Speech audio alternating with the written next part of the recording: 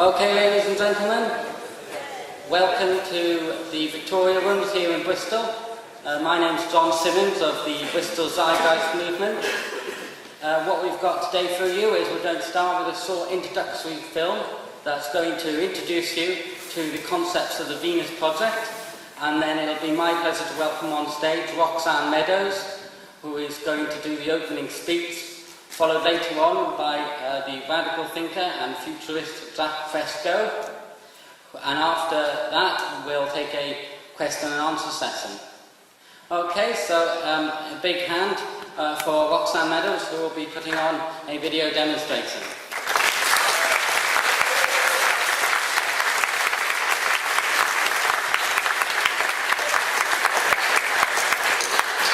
We wanted to thank everyone for coming out this evening, and a special thanks to John and all the Zeitgeist members who made this event possible. We really appreciate it.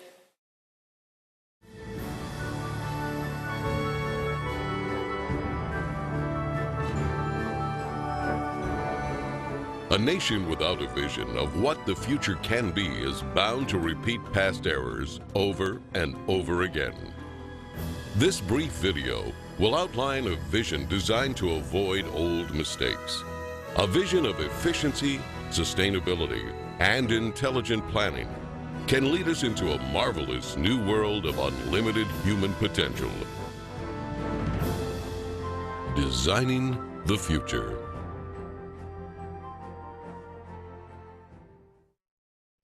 This vision could be a showcase of what the world can be in our cybernated age. Science and technology could be used for human betterment and the restoration and protection of the environment, serving as an example of the intelligent application of a systems approach. While some people advocate the restoration of existing, worn-out cities, these efforts fall short of the potentials of modern technology. Repairing outmoded cities results in higher costs of operation and maintenance. It is actually less expensive in the long run to build newer cities from the ground up than to restore and maintain old ones. A total city system approach requires overall planning to attain a higher standard of living for all the city's occupants. The circular arrangement efficiently permits the most sophisticated use of available resources and construction techniques with a minimum expenditure of energy. This can make available to all people the most advanced amenities that modern science and technology can provide. It could be the hub and learning center where people from all over the world visit and hopefully emulate this design approach in other parts of the world. Design considerations for these new cities include its overall functioning, its ease of assembly, the reduction of maintenance, efficient transportation, and its simplicity and durability. This will include the flexibility to permit ongoing and later changes. The city would function as an evolving, integrated organism rather than a static structure. This systems approach envisions assembling entire cities by standardizing basic structural elements, which are prefabricated in automated plants and assembled on site. Many of these buildings would be comprised of standard units that can be arranged to meet many different requirements. This approach means that these cities can be extremely cost-efficient because only one sector needs to be designed, which can be duplicated repeatedly for the completion of an entire city. Our approach makes it possible to sell or license these building methods and designs as totally integrated city systems anywhere in the world. The outer perimeter will be part of the recreational area with golf courses, hiking and biking trails, and opportunities for water sports. Inside this area, a waterway surrounds an agricultural belt with indoor and outdoor agriculture. Continuing toward the city center, 8 green sectors provide clean, renewable resources of energy using wind, solar, and heat concentrators. Waste recycling and other services are located beneath the city. The plan utilizes the best of clean technology in harmony with the surrounding environment. The residential district features beautiful landscaping with lakes and winding streams, a wide range of creative, innovative apartment buildings, and individual unique homes will provide many options for the occupants. New and innovative methods of fast mass construction for housing and building systems will inject composite materials into a mold and then extrude the form upward. In some cases, multiple city apartments can be produced as continuous extrusions, which are then separated into individual units. Cranes transport these prefabricated dwellings to site locations. They are then lifted and inserted into a support structure. The apartments are lightweight and high strength. All of the dwellings are designed as self-contained residences. The outer surface of these efficient structures serve as photovoltaic generators, converting solar radiation directly into electricity for heating, cooling, and other needs. The thermocouple effect will also be used for generating electricity. The wide range of individual homes are prefabricated and relatively maintenance-free, fire-resistant, and impervious to weather. With this type of construction, there be little or no damage from floods, earthquakes, or hurricanes.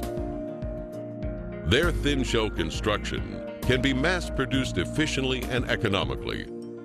New energy-efficient systems can be installed to supply enough power to operate the entire household. Adjacent to the residential district are planning, science, and research centers. 8 domes surrounding the central dome house art, music, exhibition, entertainment, and conference centers. Lovely parks, lakes, streams, and waterfalls are located throughout the entire city.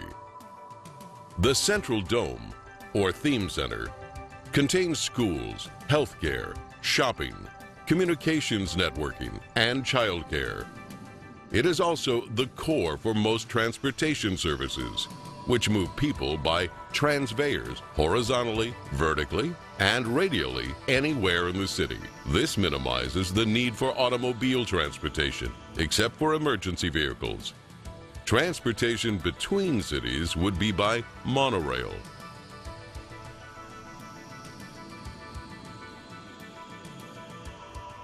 The Central Dome will eventually house a cybernated complex, which serves as the brain and nervous system of the entire city. It projects a 3D virtual image of Earth using satellite communication systems which display information on weather, agriculture, transportation, and the operation of the whole city. This cybernated system will use environmental sensors to help maintain a balanced load economy, which avoids overruns and shortages. For example, in the agricultural belt, electronic probes monitor and maintain the soil conditions, water table, nutrients, and more. This method of electronic feedback can be applied to the entire city complex. With computers now able to process trillions of bits of information per second, they are vital for arriving at correct decisions for the management of these innovative cities. Some of the cities may be total enclosure systems, which are self-sufficient. These massive structures would contain residences, parks, recreation, entertainment, healthcare, educational facilities, and more. Everything built in these cities would be as near to a self-contained system as conditions allow. In these total enclosure arrangements, the skyscraper assures that more land is available for parks and wilderness preserves, while at the same time eliminating urban sprawl. Wherever possible, geothermal energy can be harnessed. Geothermal power offers the possibility of an abundant source of clean energy. This source alone could provide enough energy for the next 1,000 years. National transportation systems would include a network of waterways and canals. These bodies of water could minimize the threat of floods and droughts by diverting floodwaters to storage basins. In addition, these canals could supply water for irrigation, fish farms, and recreation. The canals can also be used for desalination using a method of evaporative condensation. A network of tunnels could facilitate transportation of passengers and freight across the Sahara Desert to all the Arab nations, free of the effects of sandstorms. These tunnels will be located 30 to 40 feet below the desert surface, with ventilators every 1,000 feet. Water could be pumped from below the surface of the Sahara and transported to all the Arab nations. In some instances, ships could serve as floating automated plants, capable of processing raw materials into finished products while en route to their destinations. Huge ships and submarines, with many removable and interchangeable compartments, will carry freight across the oceans. Rather than separate containers, an entire freight section can be automatically disengaged at the port. Bridge designs would be greatly simplified, and bridges can be made corrosion resistant. They would be prefabricated and transported to the site by twin-hulled catamarans. On some bridges, trains could be suspended beneath traffic lanes.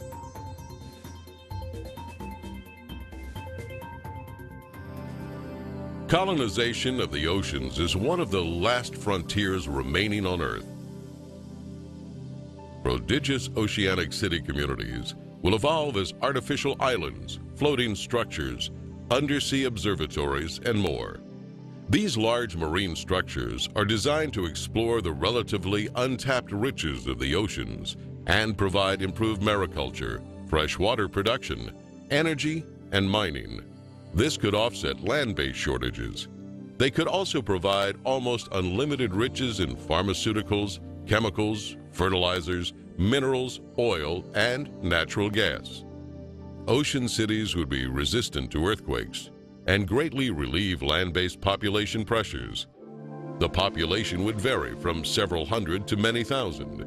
Underwater oceanic viewing and research facilities provide expansive panoramic observations of the undersea world in its natural habitat without disturbing the ocean environment. Unsinkable floating sea domes will attract those who prefer unique offshore or island living.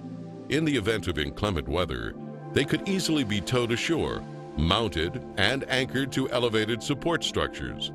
Mariculture and sea farming systems are used to cultivate and raise fish and other forms of marine life to help meet nutritional needs. These marine enclosures are designed as non-contaminating integral parts of the ocean environment. A True World's Fair of the future will emphasize the contributions made by all nations toward advancing humanity. Although this fair will provide entertainment, its main function is to deepen understanding of the world we live in and the people who inhabit it. The architectural structures themselves will be jewels of future possibilities, with a wide variety of exhibition buildings. Many of the displays will depict not what the future will be, but what it can be, if we use science and technology with human and environmental concerns. It could be a vivid future showcase of the human potential. Videos, three-dimensional displays, and full-size dioramas will depict the fabulous advantages for all nations when working together to preserve the greatest gift we have, the resources and beauty of our planet Earth. In the final analysis, we are one people and share one planet. If you desire more information on any of the systems seen in this video, visit our website at www.TheVenusProject.com.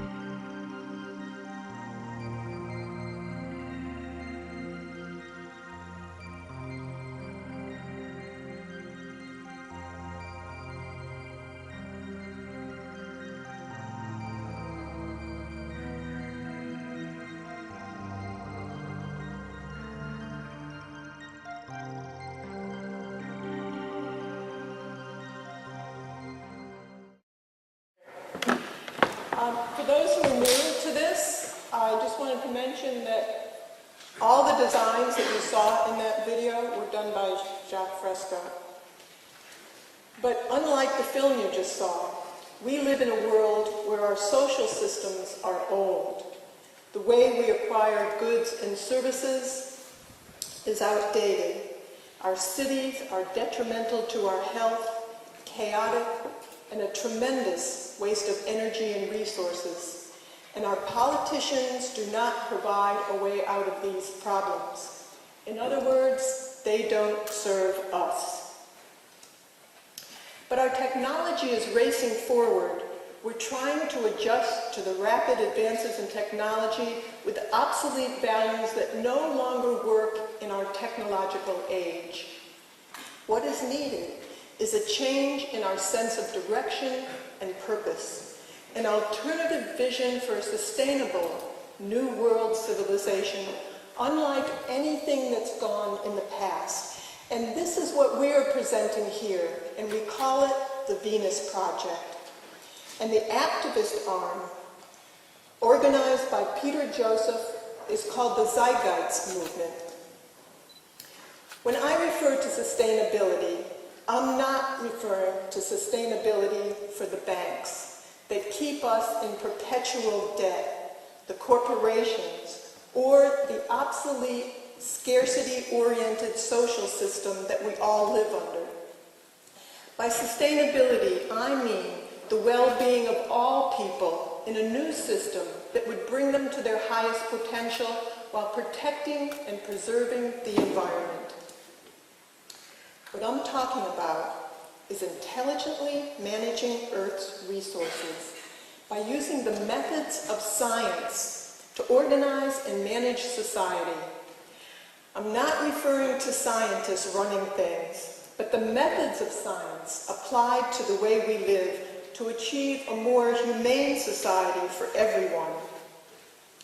We apply the scientific method in limited areas when it comes to such things as surgery, or the building of aircraft, or skyscrapers, bridges, and automobiles.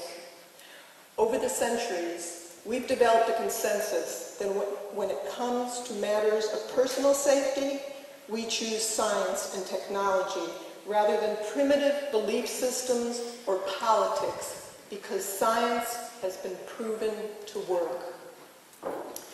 Then why don't we use scientific scales of performance when it comes to planning our society, our cities, our transportation systems, agriculture, healthcare, and so on, as an integrated global systems approach? This is really what's needed. If science has a lot to do with what works, then clearly there's much about today's social and economic system that is not scientific, because things aren't working very well for the majority of the world's population or the environment. If they were, war, poverty, hunger, homelessness, and pollution, they would have been solved long ago. Unfortunately, our social structures evolved with no overall global planning or an understanding of just what shapes our behavior and our values.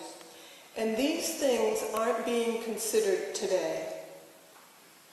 The Venus Project, on the other hand, wants to apply the intelligent management of Earth's resources for the benefit of everybody. If we continue using arbitrary opinions, old mythology, and politics, and we fail to apply the scientific method to the way we live, you can be assured that unnecessary human suffering and environmental degradation will continue, no matter how many laws we pass. We have the technological ability and the resources to feed, house, clothe, educate, and supply quality health care to everyone on the planet. But our practice of rationing resources through the use of money has never allowed us to do this, and it never will. Then how do we even begin to solve our problems by using the methods of the monetary system that we all live under? The use of money is hardly ever examined, but let's consider it. along with how much it influences our behavior and our values. Money itself doesn't have any value at all. There's no gold, silver, or anything to back it up. It's just a picture on a cheap piece of paper with an agreement amongst people as to what it will buy. If it rained $100 bills right now, people would buy whatever they wanted to buy, and most likely not go to work tomorrow morning. Everybody would be happy except the bankers. So let's look at money. Money is just an interference factor between what you want and what you're able to get. People think in terms of wanting a job to get the money to get their needs. But if they really thought about it, it's not the money that they want or the job, but access to the necessities of life. The use of money results in social stratification and elitism. They say in America that all people are equal, but most people don't buy the kind of car they want or live in the kind of house they want. They buy what they can afford.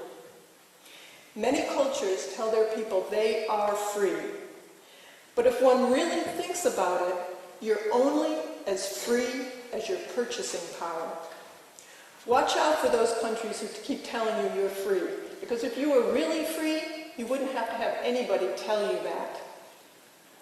How can somebody be free when they can't afford the best medical care or education for their children? Most people are slaves to jobs that they don't really like, only because they need the money. Many laws are enacted for the benefit of corporations that have the money, that can persuade government officials to make laws to serve their own self-interests. People say that the monetary system produces incentive. This may be true to a limited extent, but it also produces greed, corruption, war, poverty, and tremendous unnecessary human suffering. We really have to look at the entire picture. The monetary system is based on artificial scarcity. For example, food products are sometimes destroyed just to keep the prices up. There's an enormous waste of energy and resources as a result of frequent superficial design changes in order to create continuous markets. Our social system is based on the need to continuously buy. You and I in this system are only consumers. This is really evident in the fashion industry.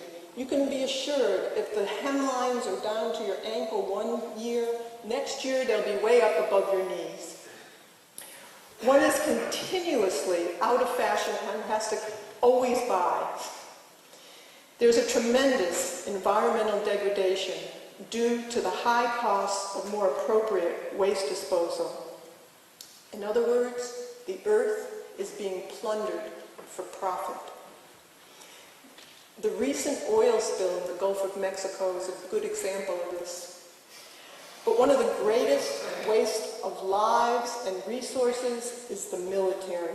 How shameful that it's one of our largest industries, second to the banking industry. The armament industry makes their money out of arming all sides. They have no loyalty to anything or anybody other than the need to make money. It's little understood just how much our values and behavior is shaped by the monetary system. Our values are influenced by the media for the benefit of the establishment. In other words, for those who are in position of differential advantage. We call them the unholy three: the military, the corporations, and the banks. They determine the public agenda for their own narrow self-interest. And they do this by perpetuating the illusion that the values of society are generated by the ground up. They're really not.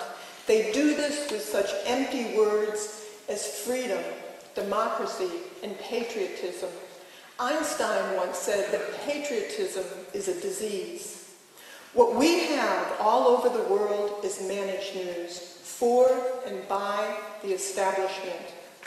They influence the books, the newspapers, the TV shows, the movies, the entertainment, the politicians, and our education, which in turn helps to shape our values and our behavior.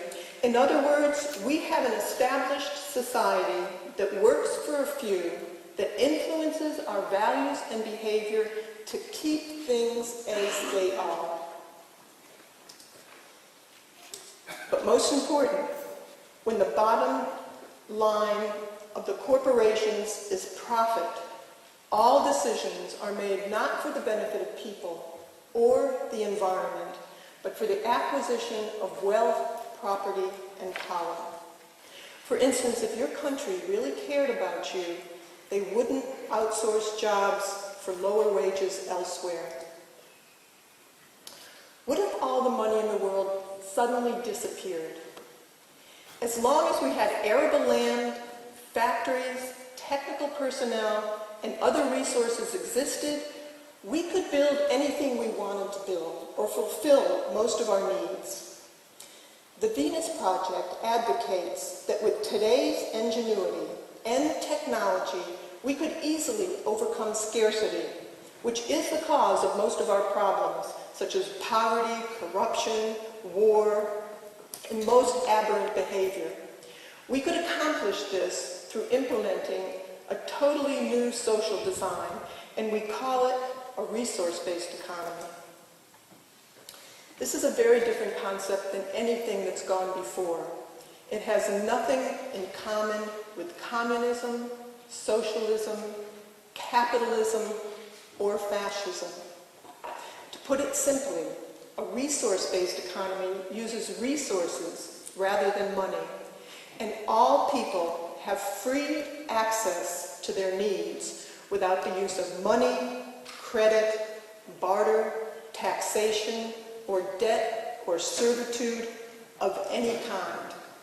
In other words, all of the Earth's resources are held as the common heritage of all the Earth's people. The real wealth of any nation is not its money, but its resources and the people who work toward the elimination of scarcity for a more humane society for everyone. If this is still confusing to you, consider this. If a group of people were stranded on an island and they had gold and diamonds and silver, but the island had no arable land, no resources, no water, no fish, their wealth would be irrelevant to their survival. In other words, money is not what people need, but rather it's access to the necessities of life. In a resource-based economy, resources are used directly into society to enhance the lives of everyone.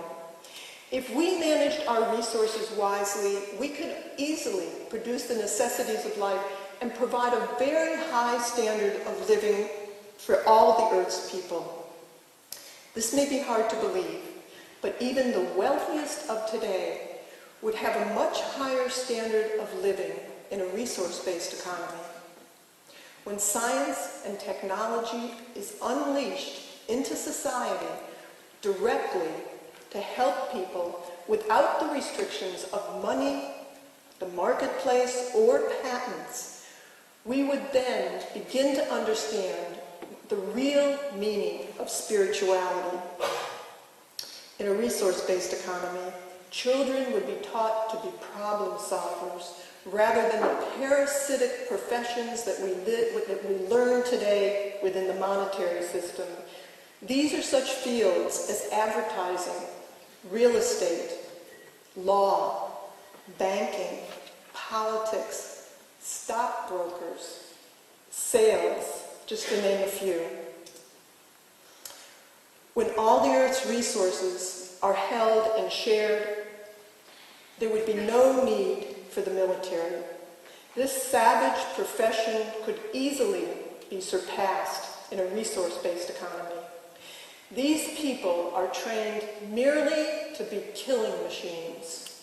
How wonderful it would be if they would be sent back to school and trained how to be problem solvers instead, and taught how to bridge the difference between nations without violence. When all the Earth's resources are managed and shared as the common heritage of all the world's people, the artificial barriers that separate people would no longer be necessary. They'd be totally irrelevant. Invasion of countries purely for resource theft would be a thing of the past. And that's really why we invade other countries. It's not to bring democracy and freedom as they tell us in the United States, but really to get resources, cheap labor, and access to strategic locations. In a resource-based economy, instead of fighting one another over scarce resources, people would be working towards solving problems that are common to everyone, such as cancer, cystic fibrosis, heart disease, tsunamis, and earthquakes. Remember that almost every new concept was ridiculed, rejected, and laughed at when it was first introduced, especially by the experts of the times. All new ideas for social betterment, such as women's rights, black rights, and child labor, have always been met with great resistance. For instance, during the time of the Wright brothers, the distinguished scientists of the time were writing books explaining why man can't fly. But the Wright brothers didn't read their books and went right ahead and built the flying machine.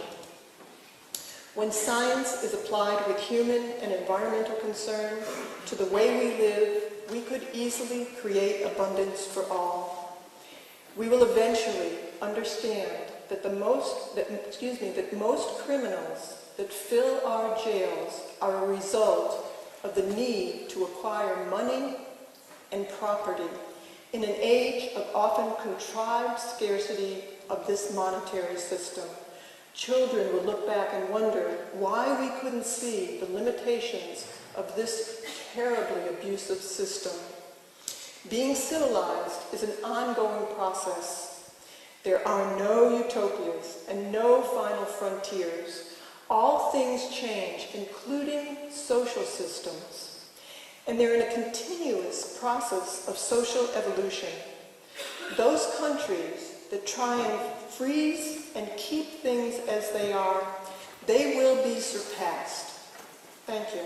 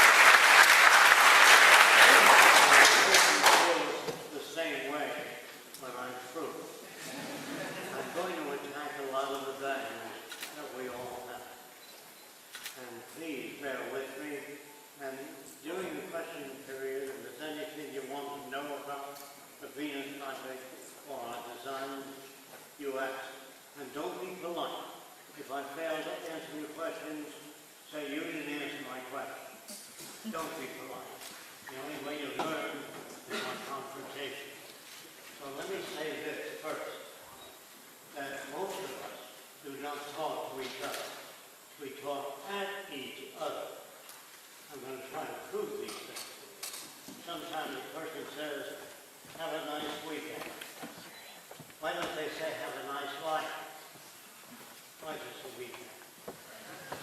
These are the habits we acquire in our work.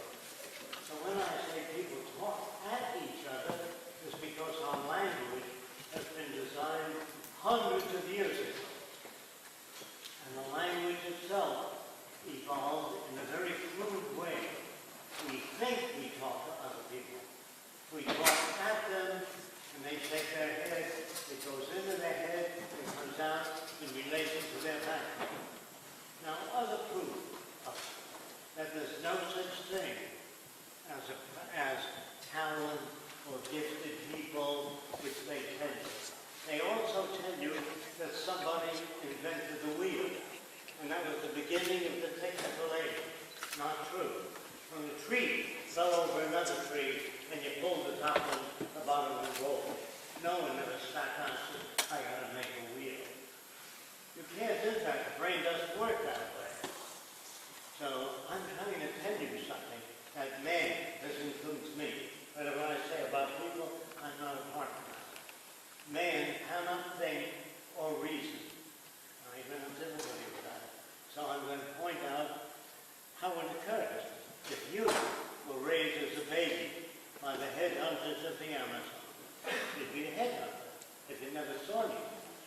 And if I said to him, doesn't it bother you to have 5 shrunken heads? He said, yes. My brother has 20. Is he bad? No. He's normal to that culture. If you're brought up in Germany, they don't remember, they burnt all the books that might give you a different point of view. So in Germany, you've got to say, Heil Hitler, Deutschland over alles, Germany above all. If you're brought up in Australia, how are you, mate? Your dialect, facial expressions, everything is picked up by your culture. Man cannot think or reason. And I spoke this way at Princeton University. And there was a fellow from the optics department said, I disagree with you. I think man can think and reason. So I said, give me one example of man thinking. He said, there are thousands of examples. I said, I can't do anything with that. Give me one example. He said, well, somebody had to think of a camera. There was a time when there was no camera. And somebody had to think of it. Well, let me tell you where the camera came from. Those of you that have been in the barn with a knot hole in it, you will see cows walking on the wall upside down. If there's a source of light coming in from the knot, if the sun's out on the cows, you will see them walking upside down. 1,500 years ago in the Holy Land, if you had a little hole in one of your hovels that you lived in, you would see people walking upside down on the wall. And people paid 2 pieces of silver to see the upside down photo. You didn't even know what was happening. And that's where the box came from. The box, the knot, or a little hole in the wall, or a little bit of light. He got mad at me and he said, the fellow that asked the question, he said, what about the movie camera? Got real bad. I said, well, it's going to take a little longer to describe. Nobody ever invented a movie camera. Here's where it came from. Listen carefully. The Chinese 1,500 years ago used to cut a doll out of paper about this size.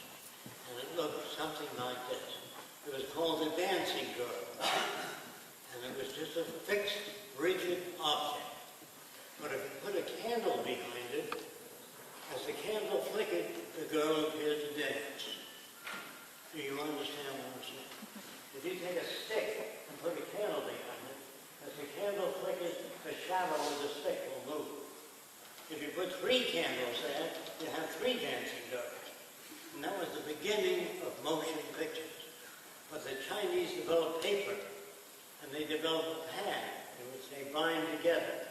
And they write the Chinese characters up and down. But in the corner of the paper, they made a little mark in Chinese on the 20 pages. So if you want to know what page a certain subject was on, you look at the symbol. If you happen to grab the pad and go, that little mark you made, the corner will jump all over the place. If you don't understand that, make a mark in the corner of a pad.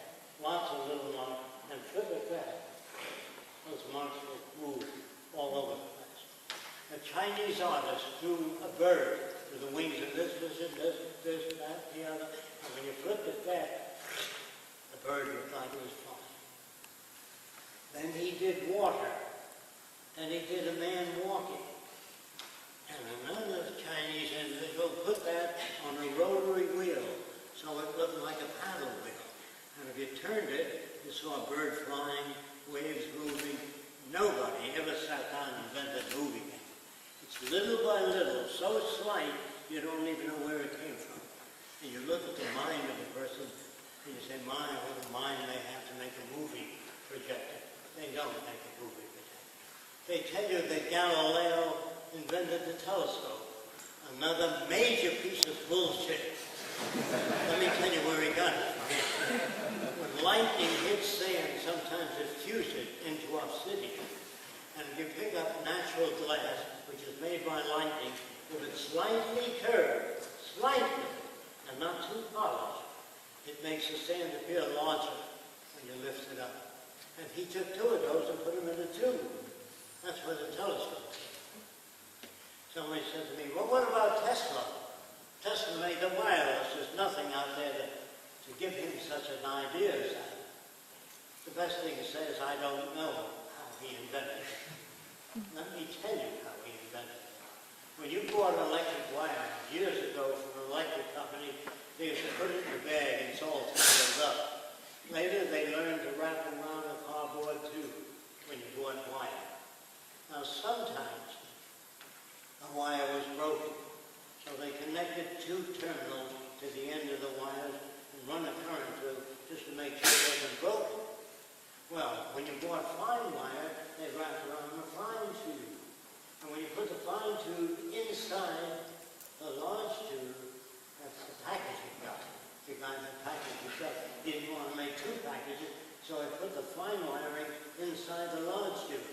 And when you checked the wiring to see if it was broken, it induced the current in the fine tube without any connections. That's where Tesla got it from. Now you look at the Wright brothers. The Wright brothers invented the flying machine. Another piece of bullshit. Not possible. Here's why. A Frenchman designed two wings. They were about 3 feet long on each side. Because there's no way to know how big to make wings if you want to try to fly. You can look at birds, and then you can put things on and jump off a hill, and you break your arms and your legs. A lot of people died trying to build a flying machine. But this Frenchman with the 3-foot wings jumped off the top of the Eiffel Tower, and he died. And his brother-in-law wrote, make wings larger next time. There's no other way to know. That's why I say nobody, but nobody ever makes a mistake in their life. They don't know. The first guy that had nitric acid and glycerin was fooling around with that, and the building disappeared. So did the guy. And his cousin wrote, never fool with that stuff. There is no way for man to know anything. That's what I mean by he cannot make a mistake. Kids jump off a high place. If they jump off a place that's too high, they hurt, and they don't do it again. So everybody has to go through a process. Then they tell you that language is a great thing. It was invented so people can communicate. It was never invented. Somebody banged his elbow once, said, oh, and he banged him in, oh, he ate something good, in relation to experience. There is no other way. The notion that a man could sit down and say, I got to make language so I can communicate. All nonsense. 90% of your schools will be shut down in the future. They're run by horses' asses. They don't know how to teach. When you say to a child, that's wrong, there's no information in those words. Think about it. That's wrong. What does that say? Nothing. That's not what I told you. That doesn't tell you anything. So, most of our language is bullshit. Just words that have no meaning at all. By the way, there's no bad words. Maybe if you dropped a pie, she might say fiddly-dee. If a guy drops a pie, he says, shit, that means I'm sorry I dropped the pie. It has nothing to do with shit. If the person says bullshit, means I can't accept what you're saying. It has nothing to do with the shit of a bull. Now, you stop looking at language and try to understand the intent. And politicians, let me get to those boys. Politicians don't know anything. Ask a politician.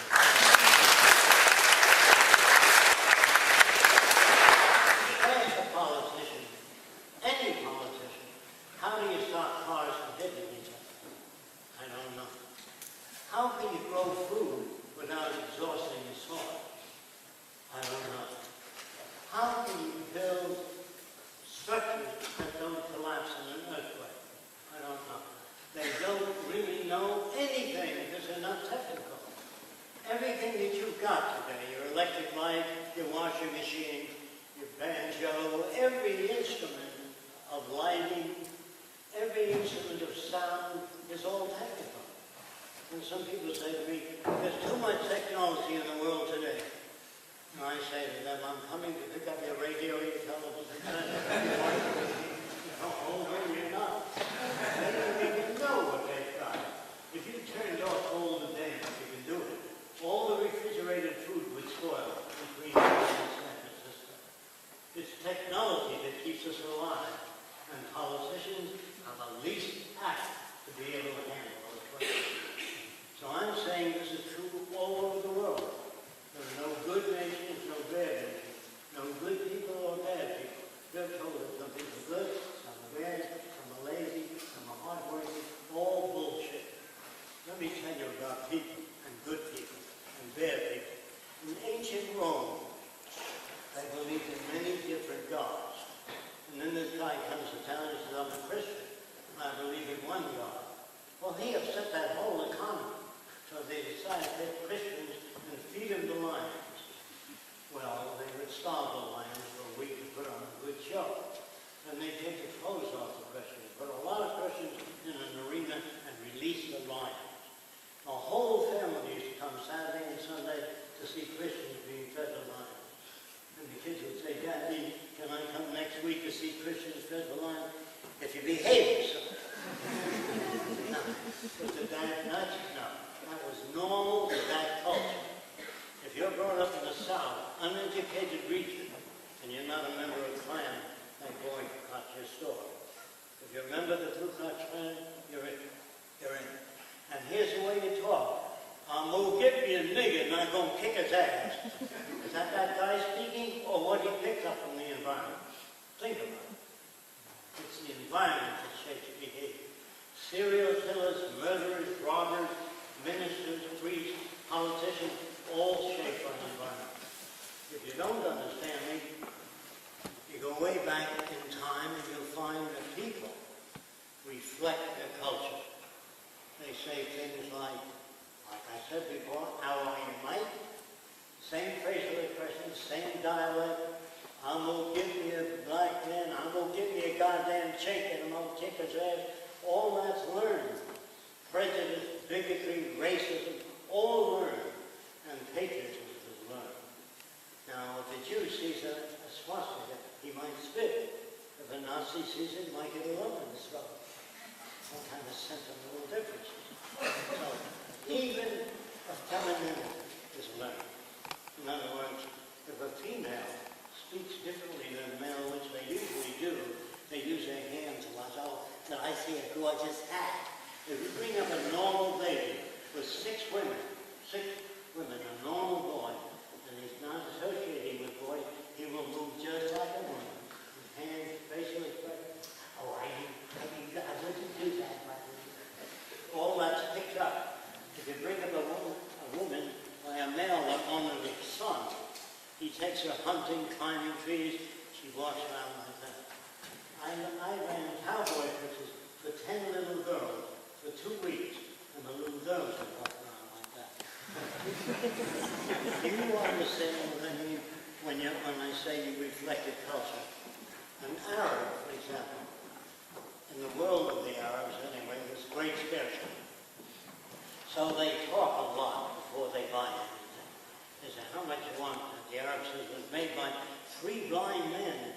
them 10 years to make, and the artist says, how much do you want? He says, well, for you, I make special price. That's what they speak in Arabic. Especially if an American woman walks into an Arab store. If you look like a nice American lady, for you, I make special price. She says, oh, I'll take two. Sure. Now, when that guy comes to America, he goes to Sears and he says, he looks the other way and says, how much do you want for that clock? As though he wasn't too interested. The clerk looks underneath and says, $8.95. I give you $2. Goddamn foreign. No such thing as a goddamn foreign. If you're brought up in a scarcity country, that's the way it is. Do you understand? So when you get mad at somebody, you don't understand where they're coming from. Now, if a man does something south and he speaks with a heavy southern accent, you say, stop speaking with a southern accent. You can't. It's normal for that culture. So, in Spain and other foreign countries, they have bulls running down the street and men trying to avoid them. And that's normal to that culture. Say, these people are crazy. Bullfighters aren't crazy. That's normal to that culture. Most of you here have been brought up to enjoy a good fight between two men, punching the brains of the woman handle. That damages the cranial case, the nerves of the brain, and detaches it from membranes. And people suffer that have been boxed later on. So you all go, see, that's great, that's normal. Sometimes a female will hang from the bottom of the landing gear at an air show and pick up a handkerchief in the ground. We are conditioned to watch automobiles go around and doing anything. They're going around and around in the track. I said, you should have been there. There was a pilot of 7 cars. They're all burst in the plane. There's something wrong with our culture. Our universities today are better equipped than ever. And the atom bomb that was dropped on Hiroshima was a piece of cake compared to the new hydrogen bombs today. They were 1,000 times more destructive. America has 300 submarines. Each one has more destructive power than all the wars in history. What are you going to accomplish with that? I'm trying to tell you how stupid nations are, how stupid politicians are, how stupid the Pentagon is. Do you know what the Pentagon did in England some years ago? In a paper called The Telegraph. The U.S. had headlines. U.S. intends to bomb 7 countries with nuclear weapons. Sneak attack. How many of you know this? On one hand, it's amazing. The headline in the Telegraph, you can write. Don't take my word for anything I say. Write to the Telegraph. You can get it. Now, why did they do that? That's because North Korea was wondering when they were going to attack, so they're working on nuclear weapons. So is all the other countries, because they're afraid of the U.S. Even if the Pentagon intended to bomb 7 different cities, nuclear sneak attack, even if they intended, they should not release them. That'll make everybody working on safety devices for a nuclear weapon. So you people feel safe now, because you go to the airport and they x-ray your baggage. Make sure you don't have any guns or knives. And they x-ray the bodies of the whole person. Make sure you don't have it. I design clothing, which I wouldn't do. It gives off nerve gas backwards. They don't know that. I wouldn't do that, by the way. They know how to do that, but I won't do it. When I got the right field, they said to me, can you make a bomb that goes sideways instead of up? I said, I don't know how to do that. I know how to do that.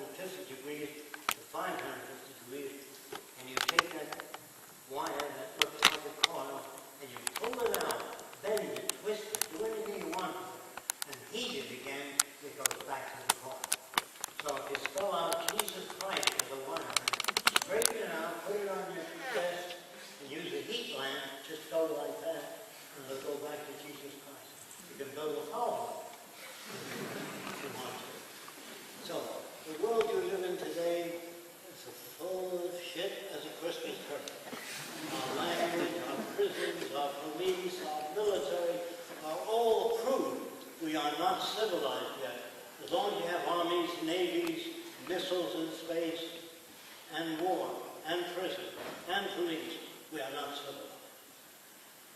No one is ever civilized because it's an ongoing process.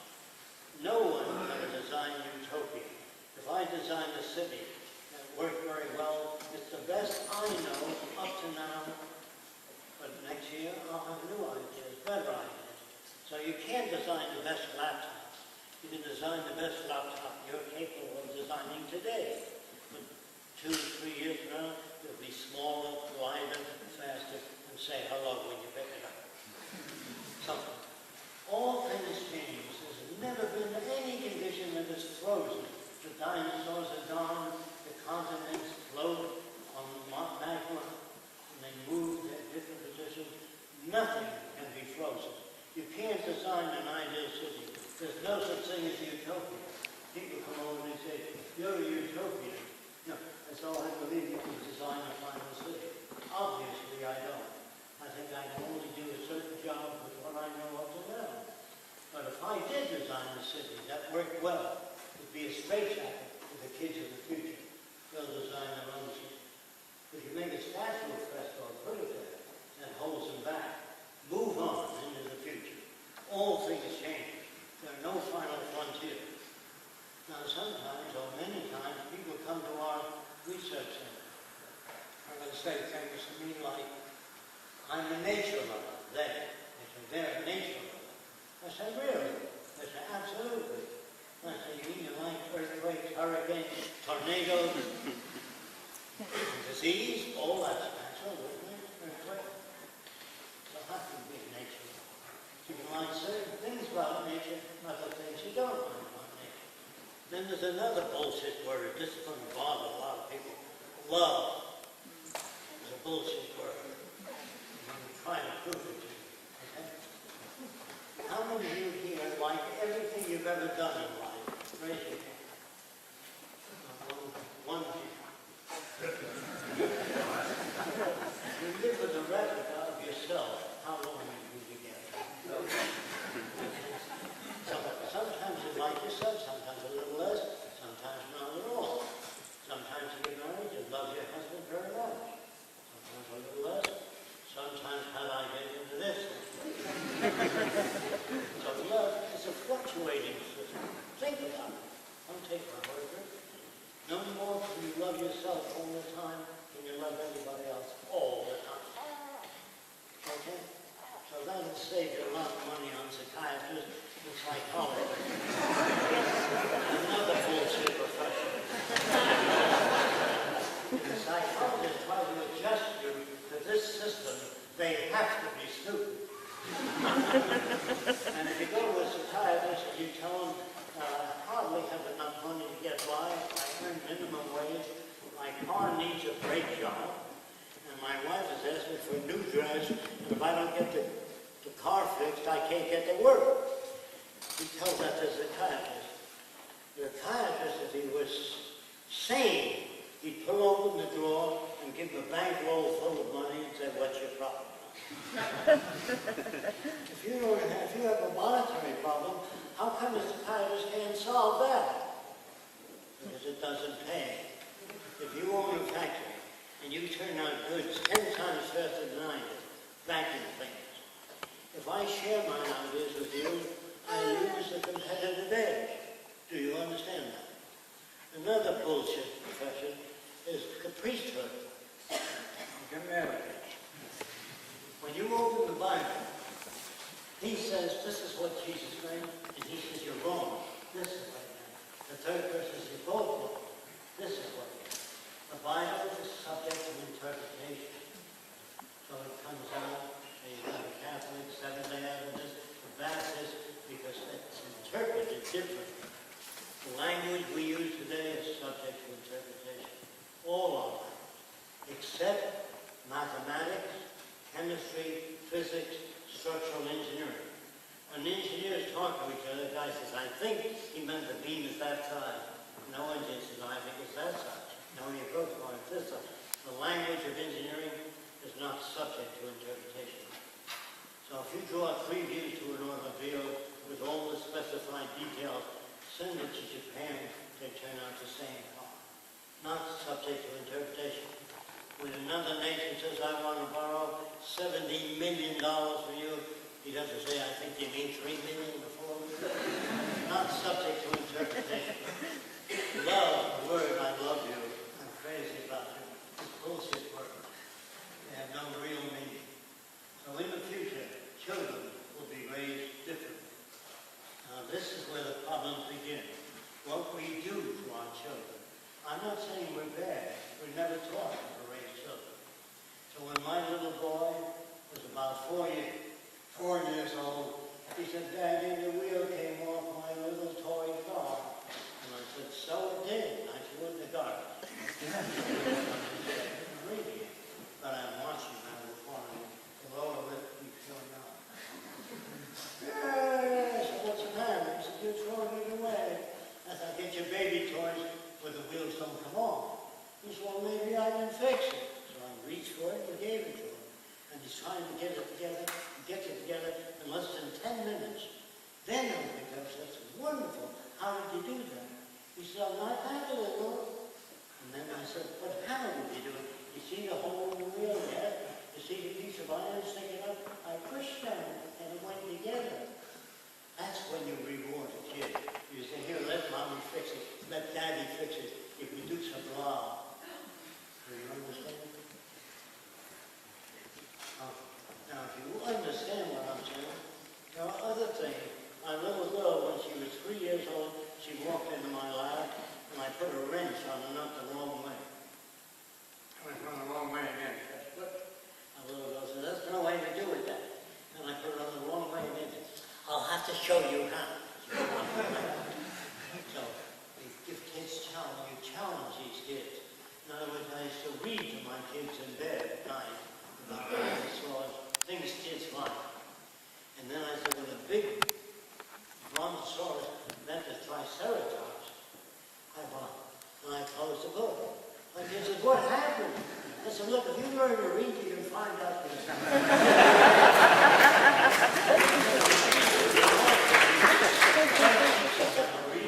Give them a reason to want mathematics. Give them a reason to do so.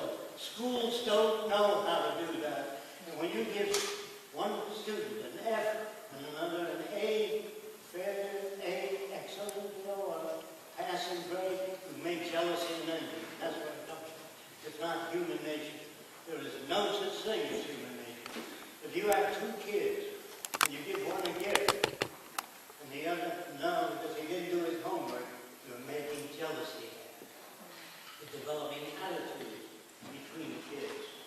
And when the kid that you favor, if you have a young kid, 3 years old, you play with him, and the 7-year-old is standing there with a lower lip up, and you play with the baby, when the baby falls down the stairs, the 7-year-old has a grin on his face. Is he bad? There's no such thing as good or bad. We don't know how to raise human beings. So I and Roxanne will open a portion of this to questions. I'm sure you have a lot of questions. And I think this is where you have to line up to ask the questions. So please, don't be polite. Come on and attack me. If you want to go longer, you have more time. You want me to go on? Yeah.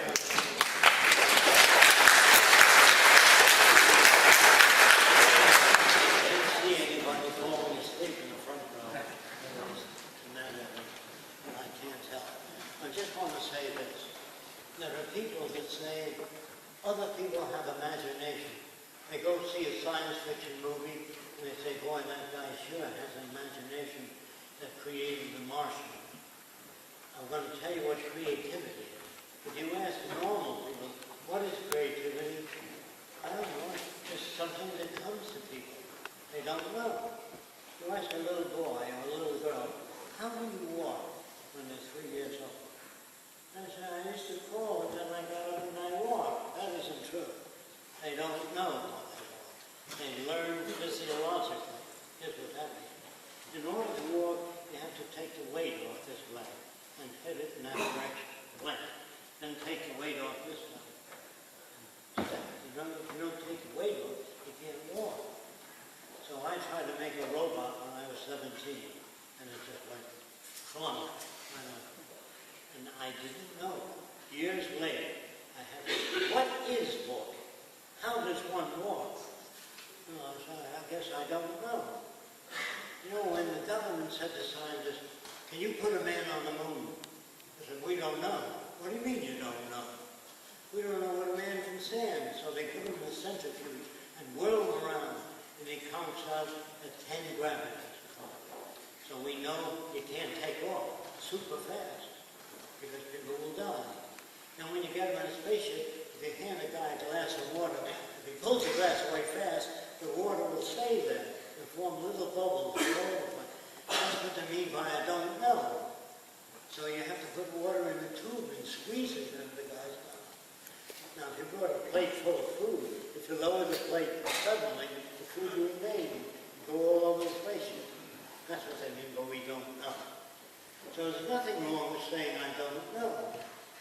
But people should have access to information. I said when you give them opinions, that's dangerous.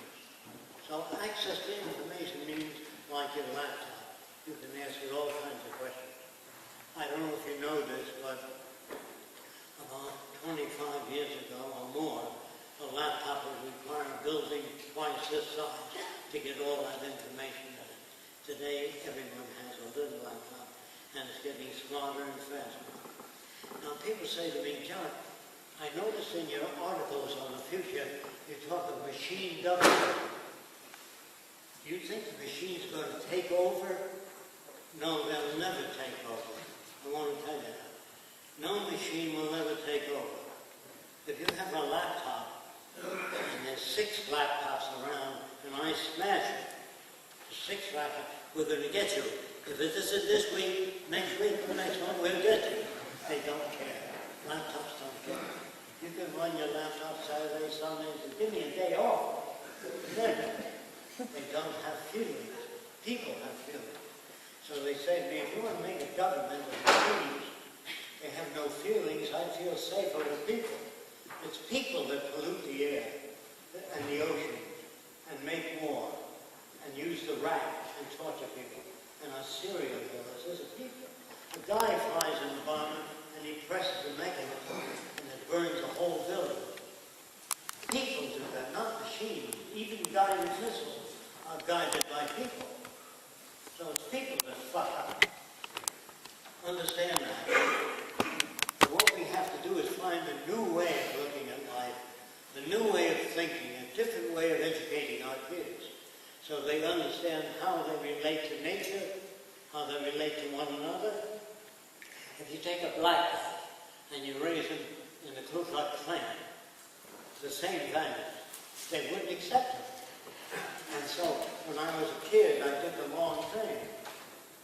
I said, why are you beating up the black boy? They said, he's a goddamn nigger. And they pointed, he says, you're a goddamn nigger lover from the north. They didn't hear that. Later on, I learned to say, when somebody said to me, what do you think of the Ku Klux Klan? I said, it's a great organization, but it doesn't go far enough. That gets the ear. What do you mean? If you attack, you lose it. You understand what I'm saying? So, in New York City, I said, what are the most backward people in the New York area? I asked a lot of people. They said the Arabs that live on Atlantic Avenue. I said, what makes you think they're backward? They still believe the earth is flat. So I figured, gee, if I'm trying to change the world, I'm going to see if I can change it. So I called the guy in charge. Always work with the guy in charge. His name was Elbaz. The first thing he said to me, you're an Arab? That's the way he spoke. He moved his face like that. You're an Arab? I said, that means yes, an Arab. So he said, from where your father be born? I said, Lebanon. Very good, come and saw me. Come and see. So I came to see him. And he said to me, do you believe the world is round? I said, yes. Where he's coming from, that means that's ridiculous. So I said, boy, if I can't get to that guy, how am I going to turn people around? So I gave him a balloon, and I rubbed it with fur. And I put cornflakes in his hand and told him to hold his hand away from the balloon. I don't know if you know what happens if you rub a balloon with fur. All the cornflakes jump up to the balloon.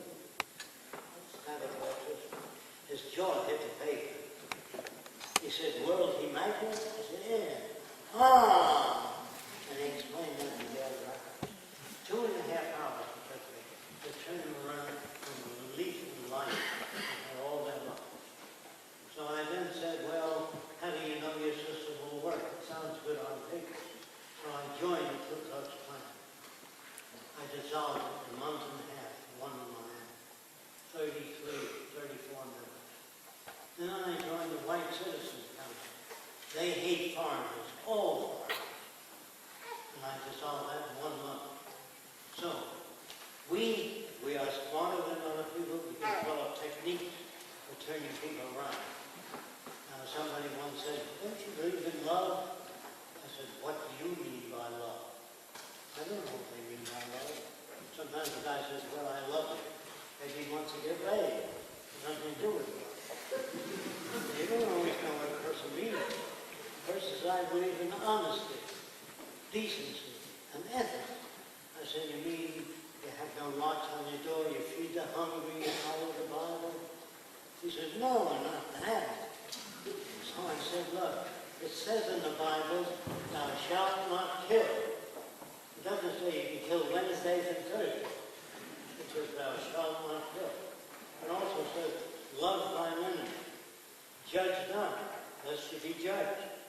And anybody who does jury duty is not a good Christian. It's a judging. You understand? You can't follow the Bible. God made the world, he made everybody, and then he said, I guess I don't like it so much. So he said, Noah, build yourself an ark. And I want you to take 2 kinds of every animal. If Noah did that, the ark would be a mile long. Who cleans the shit out of that?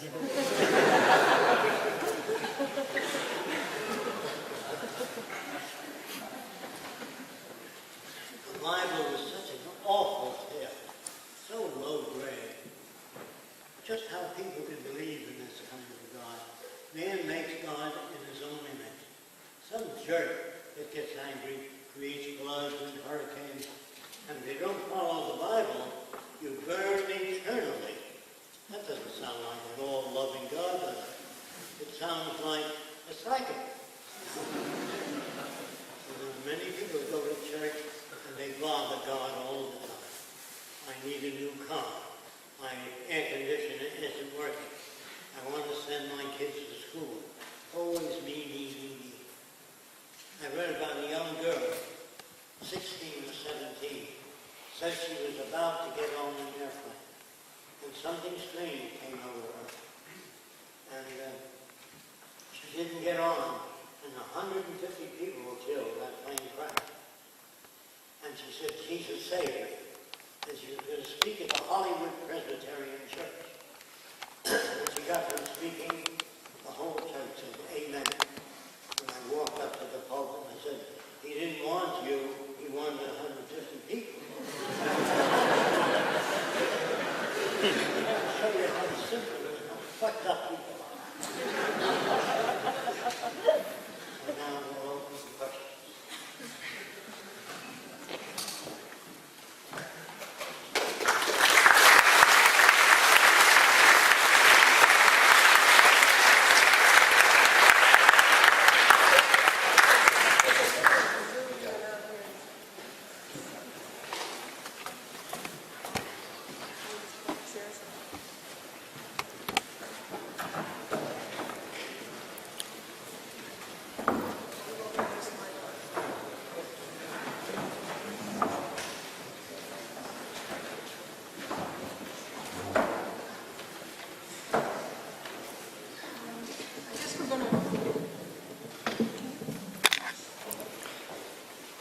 If you have questions, just come up to this mic. If you don't mind, we'll put it right in the center here. You can just leave it on the stand.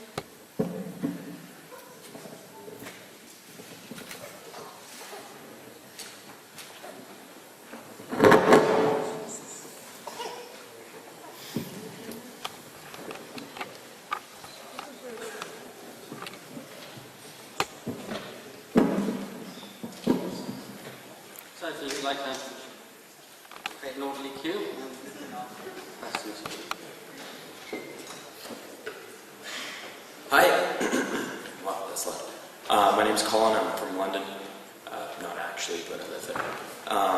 I was hoping that we'd get to talk a little bit about your designs and how you think they might come to fruition. What sort of...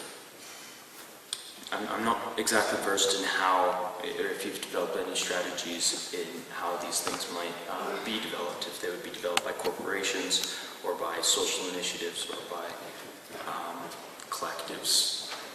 I think they're beautiful, but I think it'd be really cool to know a little bit of insight into how they might be built. He's asking about how the designs will come into fruition. You're talking about like the resource-based economy and the social designs, or you're talking about the technical designs, or everything? Well, however you'd like to answer the question. I'm sure that they all play on one another. Everybody heard that, but he's asking how the designs will come into fruition. It's really, Jacques and I have absolutely no power. We have no money. And people ask how and when this will come about. It's really not up to us. What needs to be done, it's an educational process now to introduce these new values to people. And it really depends on how much initiative you people take, how much you get the books and videos, read the Zeitgeist Movement website, join the movement, learn about this as the people in the membership are doing. They're reading the book list together and discussing books, and they're going out and they're lecturing themselves. They're making books, they're making songs, they're making videos, any way that they can to get this information out there. So it's,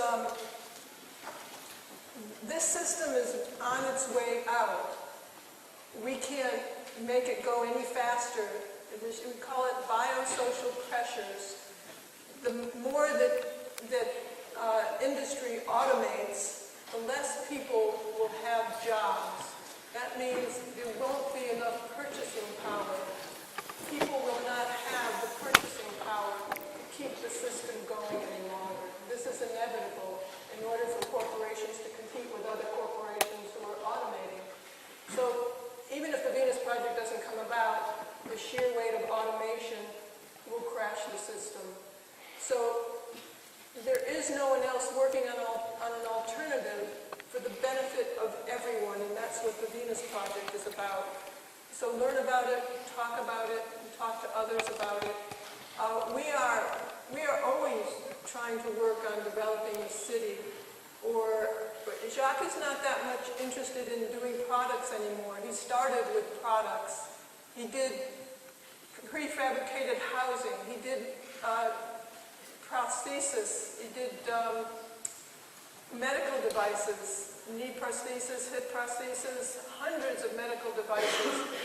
And he worked with drug addicts and alcoholics, but found for every one that he saved, the system produced 5,000 more. So he's saying, what is he fucking around with working on these things and trying to make money when it's the social system that has to be changed so everyone can benefit by new technologies. So that's what's really important right now. Hi, I'm Jerry from Dorset. I have a question from somebody else, actually. It's a question from Dave in Bristol, one of the Zeitgeist Movement.com members. I really wanted to attend this weekend, but sorry to say that I can't make it, but I wondered if you wouldn't mind asking the question on my behalf. The question is, as much as education has a role to play within our movement, I feel that maybe we could lead more by example, i.e.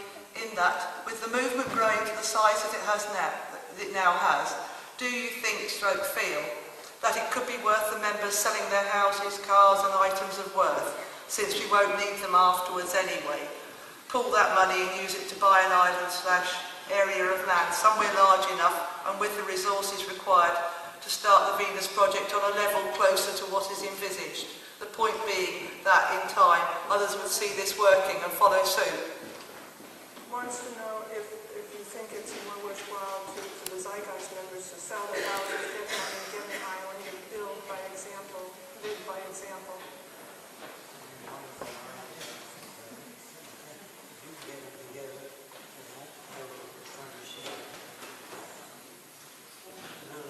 Get enough people together, designs and building,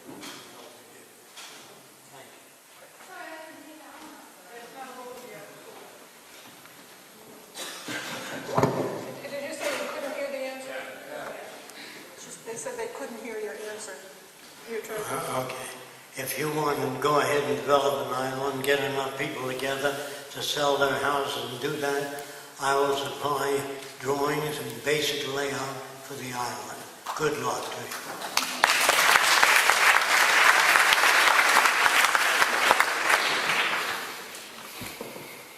Hi, my name is Emmanuel.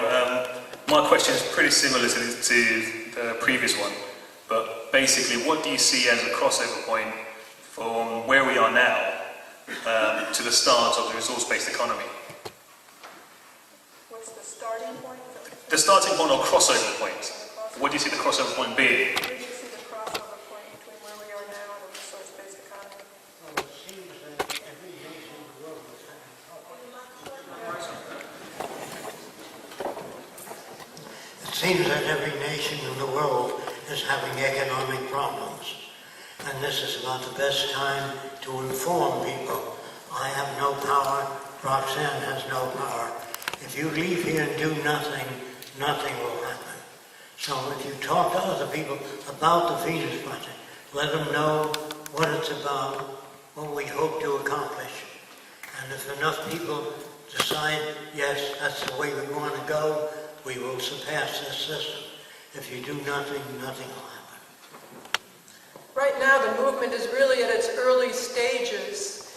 And even if we built a city and we had people come and living in it, and they had the same values as people have today, it won't work. So our safety is in enough people understanding this direction so they can implement it.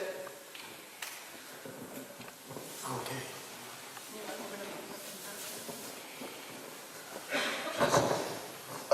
I've got two questions, so if you want to go to the back. One is for myself, and the other one is from a friend who couldn't be here. And I was explaining to him a couple of days ago in a coffee shop about the Venus Project and stuff. And he said, I like the idea of a resource-based economy, but people being, full of shit like they are, and how could we stop them fighting over other resources which would still be available, socially. You see it on like a Saturday night, drunken people it's like, look at my girlfriend, all this kind of stuff. How do you stop all that kind of violence? I know there's a lot of miseducation and stuff, but... How do you stop violence? Yeah, how do you stop that kind of, just on a basic level? I know education and stuff is probably the obvious answer, How but... do you stop violence? Can you have the mic? Yeah. How do you stop violence? You live in a world that's already violent. You don't stop it. You have to educate people out of it. And obviously the prisons don't know how to do that. When you put a man in prison, if he steals a watch worth $150, if it's his third or fourth offense, he might be put in prison for 7 years. Figure out what that costs. It's cheaper to give him a bunch of watches. Think about it. Okay. Next question. I can't.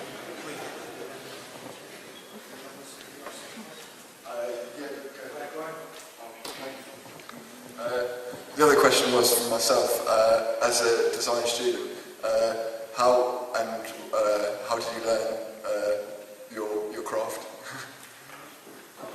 You're a design student? As a design student, how do you learn your craft? Design, industrial design, how do you learn industrial design? If it's industrial design you want, you go to industrial design school. If you want to be a doctor, you go to a medical environment. If you want to be an engineer, you go to an engineering environment. That's what a school is. It's an environment that specializes.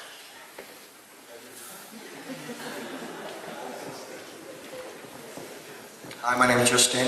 I'd just like to start with a little bit of bullshit. We all love you. We do that. And I was just wondering, could you run for president? Could you run for president?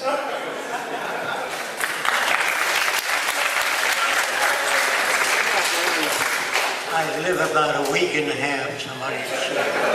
Good work. A president, even if you're elected president, if you change things too rapidly, no matter what philosophy you have, someone will hate you for it. Do you understand that? The electric car threatened the gas companies. And there's not a thing you can do that a group of people won't hate you for it. Do you understand that? That's part of the responsibility you accept.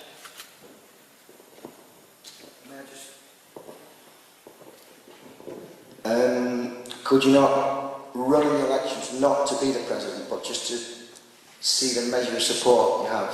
Would that be a good idea?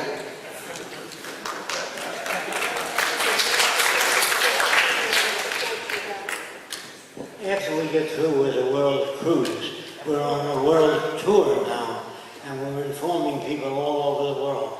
We're about halfway through. When I get through with the entire group information system, I will let you know. I don't know.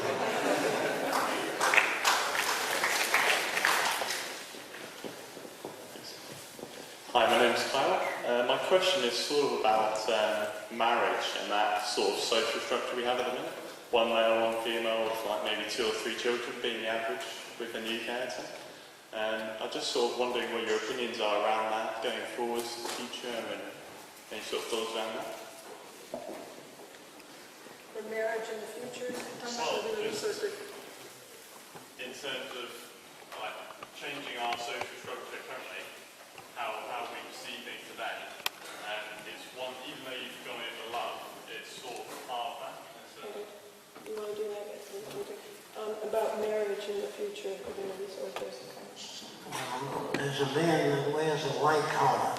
He says, I now pronounce you man and wife. Who is he? If you love somebody, no one can split you up if you really like them. And you live together as long as you love each other. When that diminishes, in other words, if Roxanne fell in love with an older guy than me, or a younger guy, I will feel a loss, but I'll help her back, because I'm concerned about her choices.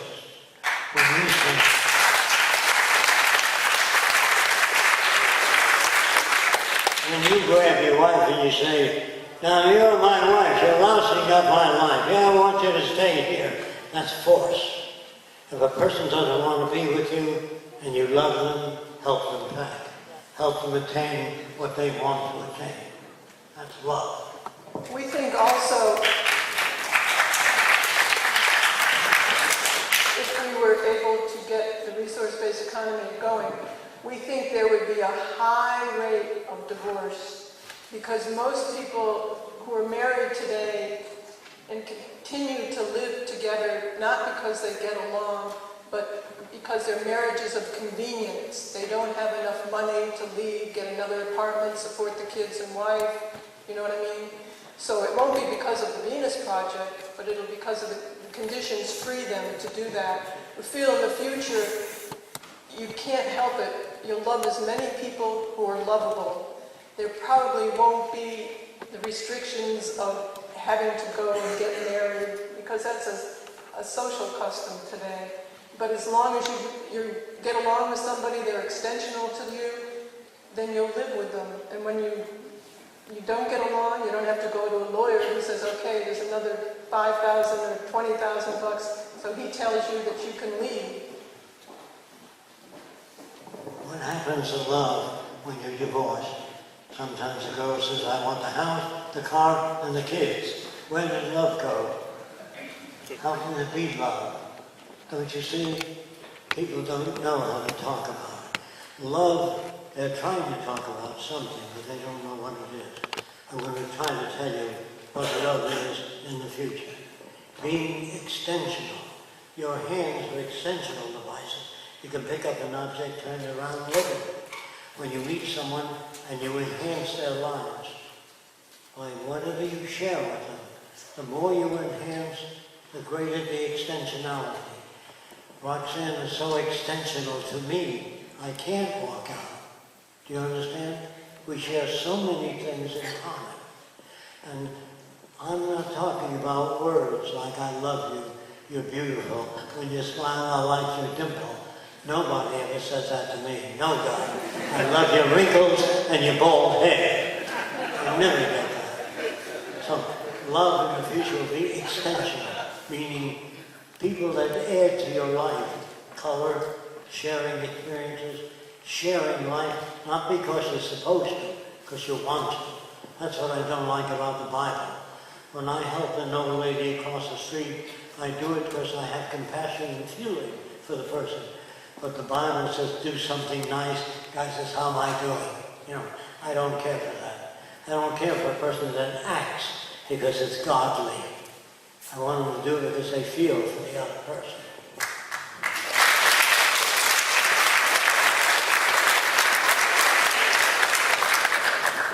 Hello.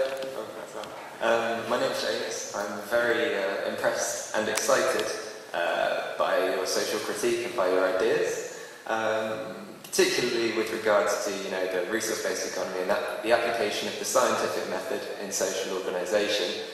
What I wanted to know is, can we see the evidence, can we see the science that shows that we have the resources to implement your ideas on a global scale, leaving nobody behind? Can we see that evidence, please? Can you see the evidence that we have the resources to implement a resource-based economy? Some of the evidence, I'll try to give it to you. I'll try.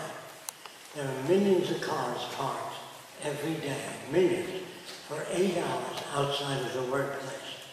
Do you understand that? Okay. If you have a resource-based economy, you don't own anything. The cars are the best quality we can make. There's no cheap cars or old cars. It weighs as much as a new car. They're there for your use. So the cars don't sit in front of a building for 8 hours. A car doesn't need to rest. You know what I mean? So people come out and use it. There are sailboats for your use. They're always in use. You don't have freight trains and freight yards hoping business will be good next month and those freight trains will be used. If you use the resources we have today, we can supply human needs very easily. If you don't understand that, when war comes, we give people war tanks, bombing machines, we give them submarines, billions of dollars. Everybody has weapons. How come? Only when war comes. When there's no war, why don't we send kids to college if they don't have the money? The smarter the American kids are, the smarter the French kids are, kids all over the world, the richer the nation. Every uneducated person in the nation is a burden. So we educate everybody because it's a thing to do for the benefit of everybody. Do you understand that? Okay.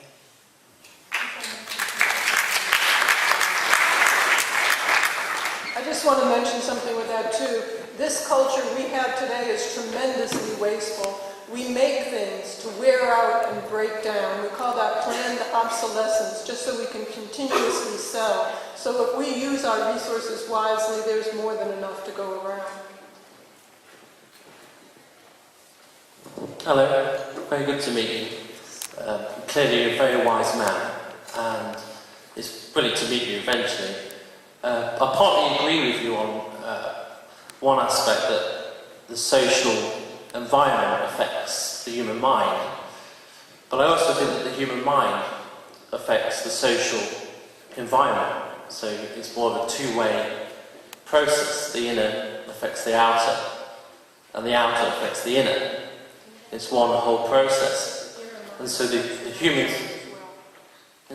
species, which is obviously evolved, from previous species, has a certain structure in the mind, which obviously is deeply conditioned in beliefs and all those kind of things.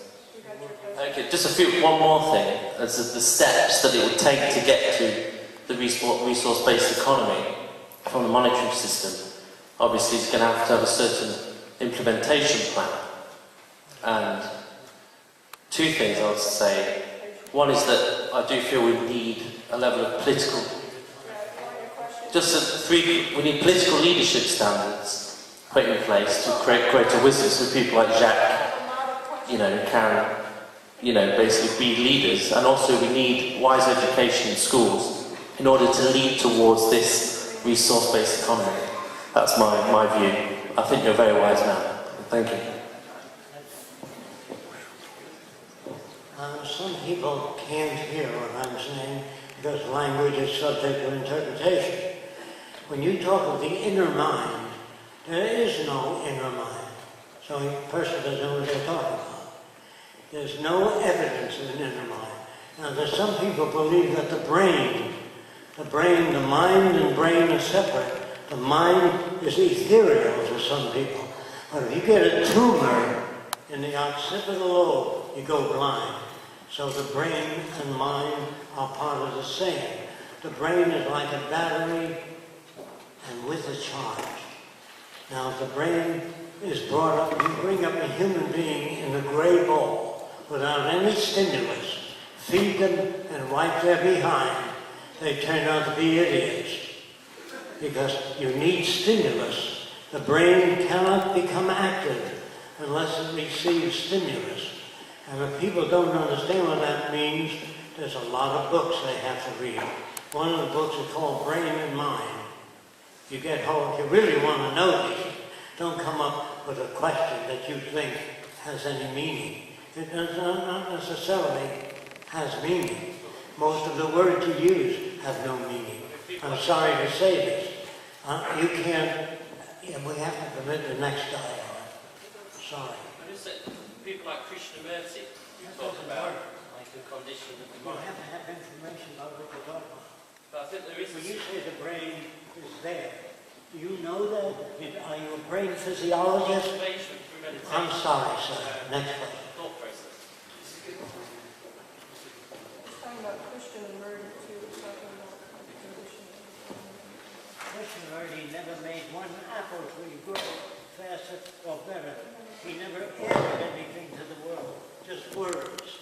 Christian Murray was a decent, a wonderful person, but had nothing to offer. They both go together.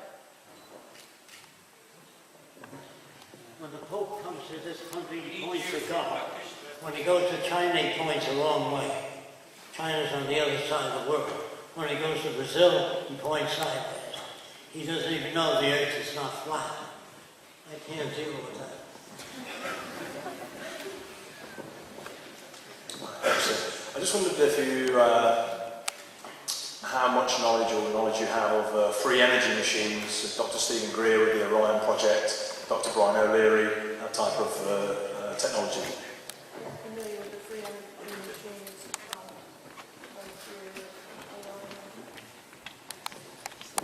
When you say free energy, you mean a machine without an input? I mean a machine that the output is greater than the input and continuing perpetual motion. Okay. For every, I've been to about several thousand free energy machines. All of them that I've witnessed have a magnetic rotator in the wall that turns an object outside. But you didn't know that.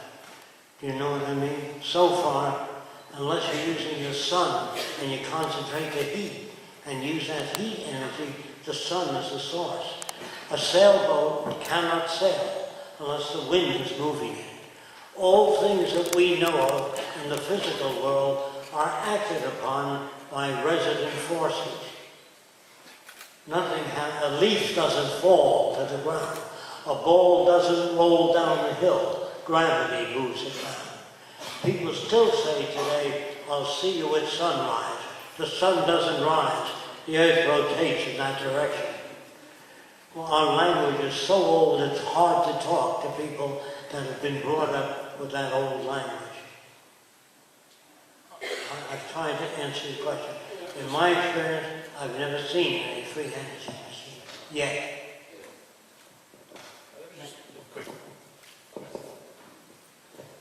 I mean, like some of the leading edge physicists are talking about, pulling out energy from the quantum vacuum and creating that into, practical energy technology, that stuff. Okay. Hi, John. I just want to know about resource allocation. You were saying that Venus Project is going to have computers who are going to allocate resources. And you say, well, how can machines take over? But, I mean, who programs the machines and who sets the parameters? And I don't know how can machines, who organizes the machines?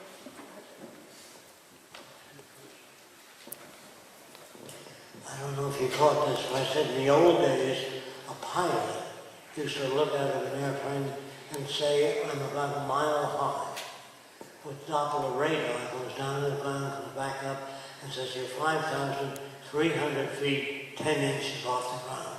No human can do that. So it's not a machine takeover. The machines are being assigned different projects because they're more sensitive than humans.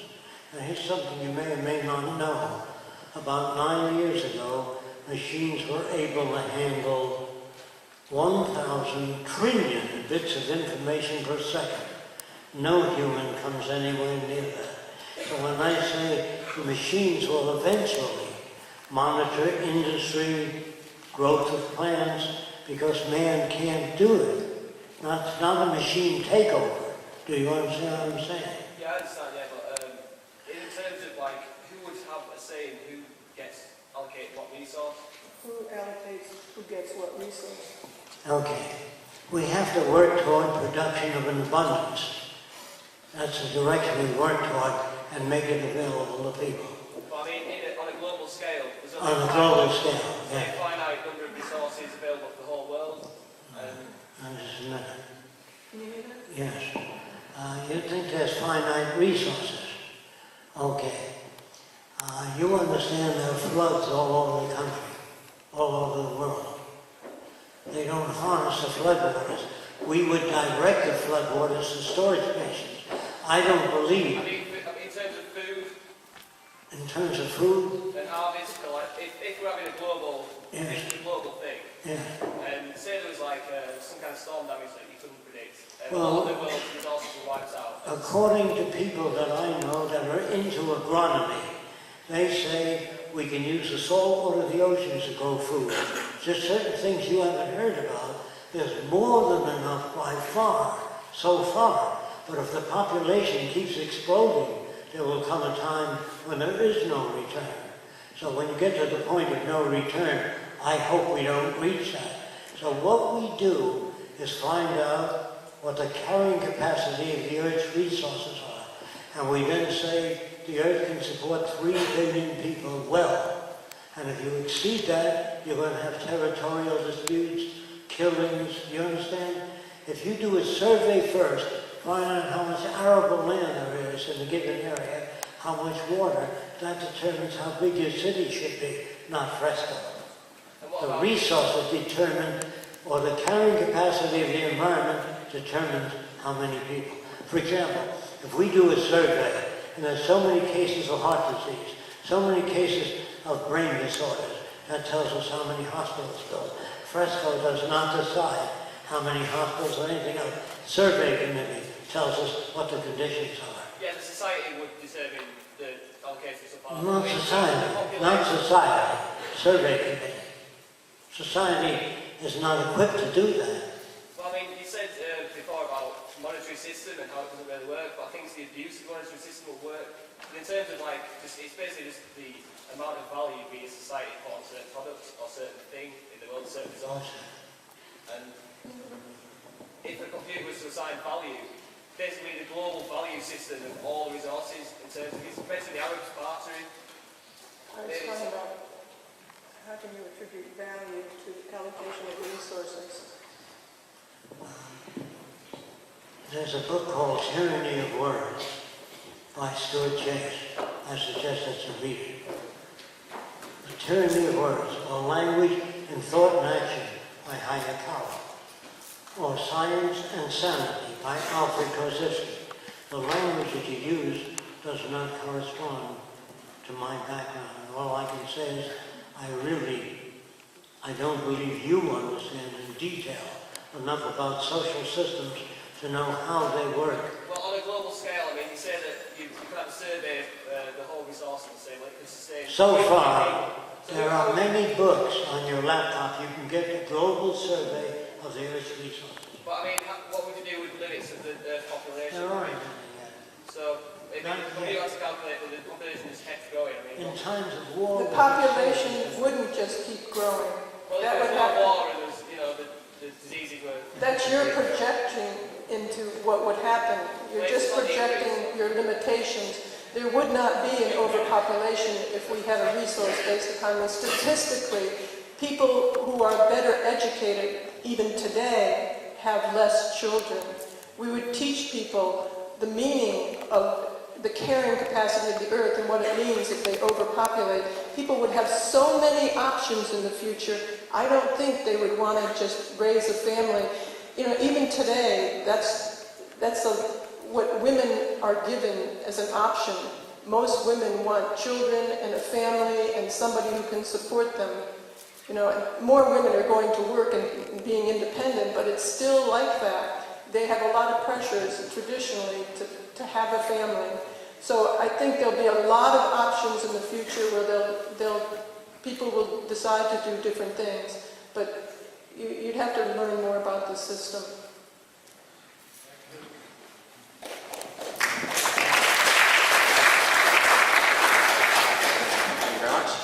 Just a quick question going back to the opening sort of video that we saw earlier, the design, specifically this circular city system. Now I noticed some of the inhabitants, place where people lived, it looks sort of similar to sort of Beverly Hills type accommodation, where it's quite extravagant.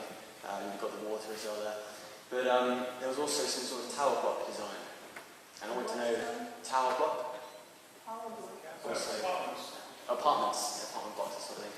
I want to know the difference if there's no income coming in and variance between what people can afford, who would decide where people would live. We wouldn't decide. You would decide. But if there's one that's clearly more extravagant, people would probably prefer that to another.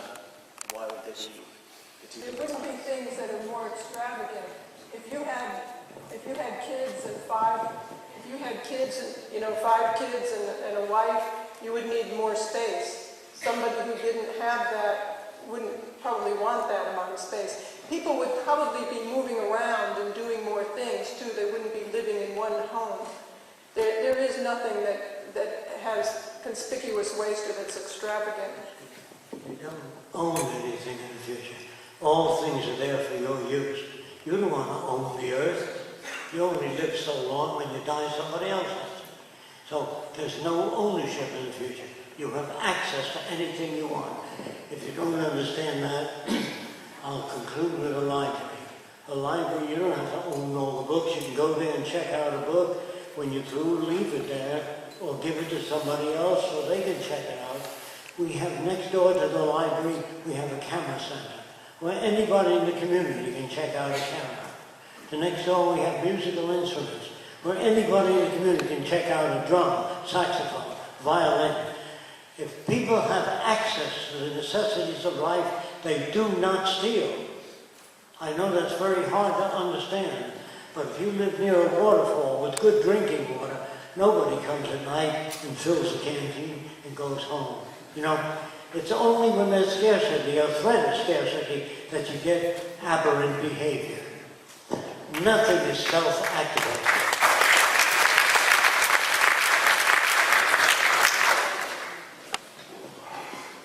Hello, Jean. Roxanne, enjoyed the company last night, gotta be honest. Eye-opening.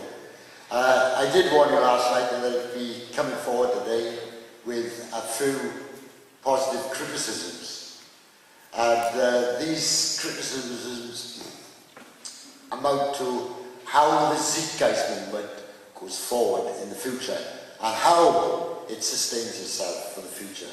I would hate, after being an advocate for the resource-based economy for over 30 years, I would hate to see the Zeitgeist movement go down.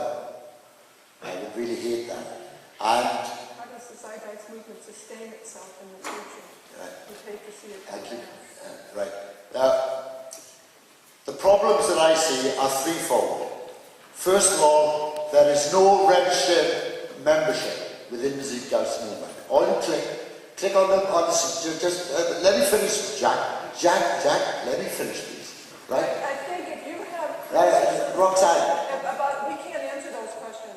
If you have criticisms about or constructive analysis about the Zeitgeist movement, I would suggest you take it up with Peter Joseph. Peter Joseph has started the Zeitgeist movement as the activist arm of the Venus Project. And it was Peter, we discussed where the website would go, but it was Peter who's taken that initiative to start the website and to start the activities for the Zeitgeist movement.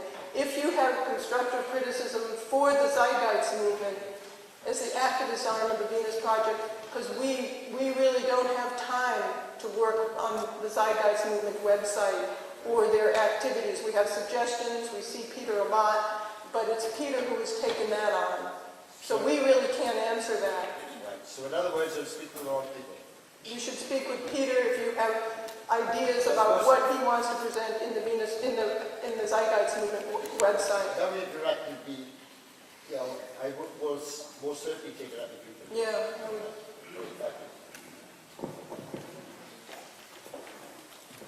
How you going, mate? Yeah, it's really. Alright, so, from what I can tell, you've got two basic strategies to implement this change to the resource-based economy. The first is through re-education, so that children are raised to see themselves as the full ecological selves, as opposed to just consumers. And the second is through the implementation of these new cities, you know, really sustainable, beautiful-looking environments to live in. They look amazing.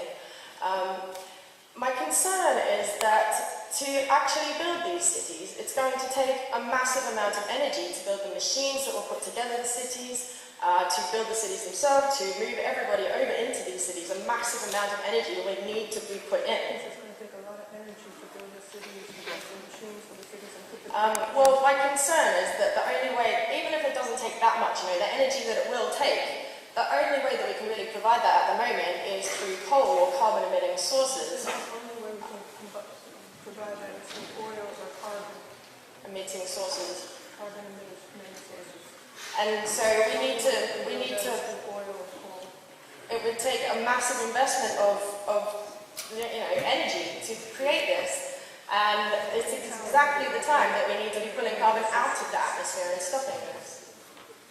It's the only way you can build your cities through coal and oil. Okay. Coal and oil. Do you know what volcanic energy is? I do. Do you know Iceland grows bananas all year round? I do. And oranges? And that the Earth's heat is constant for hundreds of thousands of years? Just geothermal energy alone can supply for all the world's needs. I'm not talking about solar power, but if you make heat concentrators, that too can supply for all the world's needs. If you use wave power, tidal power, thermal power, tidal power, there's more than enough energy available. Absolutely is. I completely agree that there's more than enough energy to do this, but we need to build the plants, the power plants that will extract this energy. Okay. We need to, you know... What's your question? Can we build power plants? Can we build enough renewable energy sources using the renewable energy that we already have? Well, let me ask you this question. How come when war comes, we build everything for destruction? It is very interesting, and I feel like the government's trying to pull everyone together in a warlike movement right now. There's no problem if the world agrees with the direction of the Venus Project. If they agree, we can accomplish things in 3 to 6 months. Not built the way it's done today. For people to come to the point of agreement and a massive changing of Okay. education. You mean, how do you get people to come to an agreement How do fast? you do it fast enough? Okay.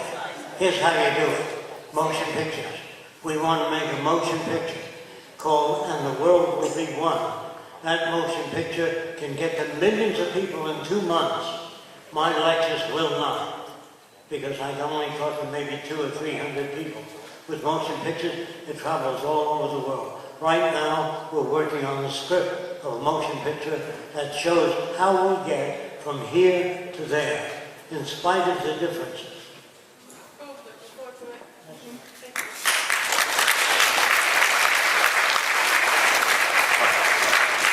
It seems to me that one of the biggest things that we'd have to change in the first place is people's minds, rather than just changing buildings and that. If we were going to spread out the message to other people for them to understand the Venus Project, what advice would you give that would help us to overcome people's fear of change?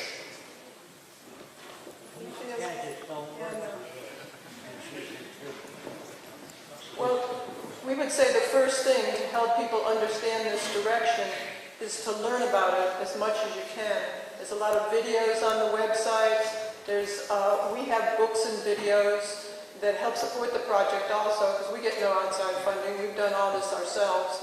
And there's over 70 pages of questions and answers. So the first thing you have to do is learn about it yourself so you can help answer questions that other people have.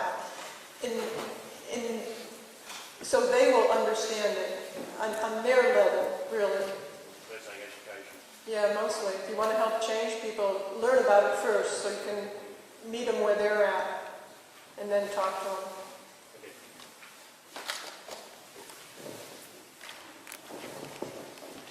Hi. The way I understand it, for the jobs later, when this is all underway, then a lot of like the monotonous jobs and like construction things will be taken over by machines. So there aren't going to be as many jobs as there are now. So I was wondering who would decide first and how they decide who actually works and who never works. How do you decide who works and who doesn't work if you don't need as many jobs in the future? If you live on fish and you live in Mexico, what you take out on the boat is what you know about. You don't decide who lives where. They do. People decide whether they want to live in our cities or outside the cities. They make their own decisions. We don't decide anything concerning individual preference. They decide. That's not the question. The question was who decides who works and who doesn't. The state of machine technology. You know what that means?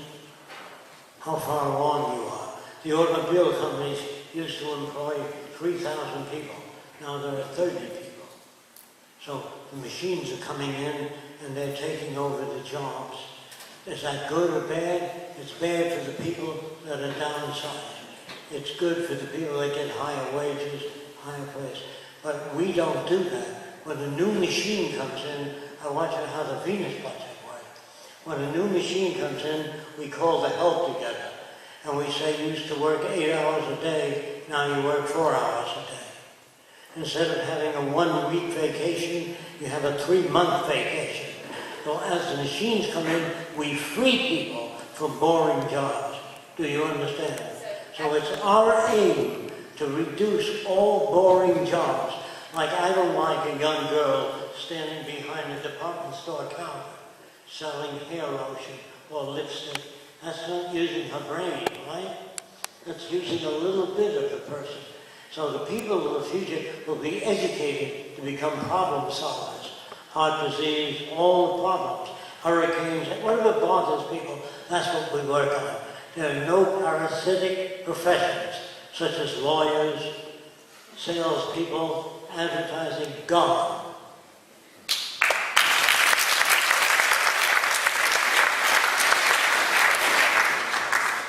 Hi there, Colin again. Thanks for asking that question. I came up here with a question, but then stimulated by the gentleman in the blue shirt just before her, I have a new one. I've noticed throughout this presentation that there's been a lot of attention paid to education and to the way people think and understand humans' roles in the world in relation to what we consume and what we put in relative to what we take out. But then there's also a lot of talk about what we use, where we live, how that applies to the way we work, the cities, for example, the energy we use, the designs, which is another part of this whole we're looking at. Questions coming. You hold the mic right up to your mouth. Yeah, so, my question is, where's the disjunct? How important is education? The reason I ask this is very much like you, I believe that people are not intensely rational. In fact, they're much more products of their environment. They respond to what they're doing and what they're around and what they have. Can you ask your question?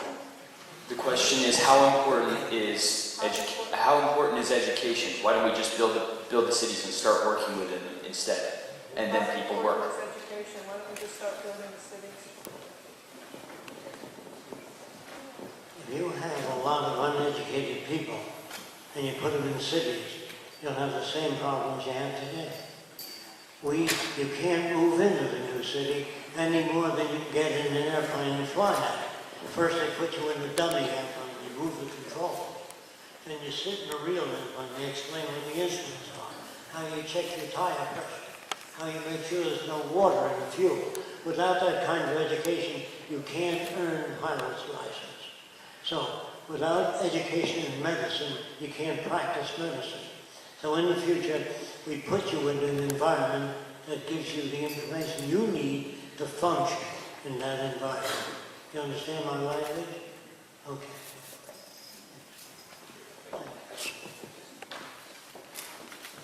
Hi. You're talking about how you'd like to see our children become problem solvers. Can you talk a bit more about what you'd like to see in the education system? Would it be like teaching them new values, and what would the structure be? Would it be like a curriculum or a classroom environment and that kind of thing? Talk about the education, more curriculum, structure. Are you interested in education of children or there are certain ages that have a certain range of behavior. Like I wanted to communicate with my little boy when he was in the crawling stage, before language. I put a bowl in the corner of his crib from an atomizer that you squeeze and perfume comes out. I put a yellow bowl there. I knew that the kid would grab it because it's outstanding. When he grabbed it, lights went on in the circle. But he let go because he was so abused by the lights, he let go. And when he let go, the lights went out and he started to cry. It took about 3 days for him to understand squeezing that ball makes the lights come on the circle. Once that was established, that's called associative memory. I put another bulb at the other end of the crib, and he crawled up and squeezed it either way without having to go through all those stages. And he looked up and nothing happened. But on the wall, lights went on up and down. He learned that that ball controlled the lights on the wall, the other ball controlled the lights on the ceiling. After about several months, I had 6 of those things on one side. When he wet his pants, he'd squeeze one, mother would come in and change the diapers. Before he could talk, do you understand?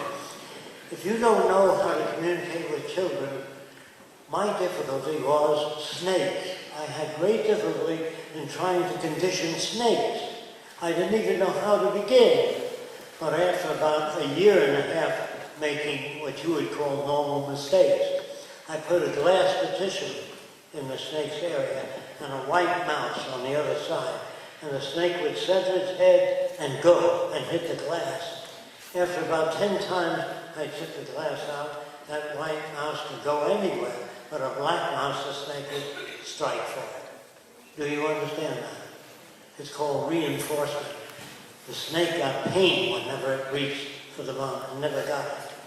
The same with an animal. When it sees a porcupine, it doesn't know what it is. It gets closer and closer till it gets stuck. Then it stays away from the porcupine. But they in school say he learned. Doesn't learn. He got pain getting next to the porcupine. Do you understand? The words that people use today are not descriptive. And so I would just tell you that in children's upbringing, we find different ways of communicating other than language. And we use those methods. And the first thing we teach children is how to relate to the real world. We show them that if you put a seed in the ground, nothing happens. That plants cannot grow unless there's sunlight, moisture, gravity. You understand? The whole works. But in school they say plants grow. They can't grow unless there's sunlight, moisture, soil, temperature. You understand? If you took an orange tree and planted it in the polar regions, nothing would happen. It would die. So we teach kids how things relate. Then we all have gadgets which we use. We block the sun. And we ask the kid, what's happening? He said, the plant leaf is beginning to wither.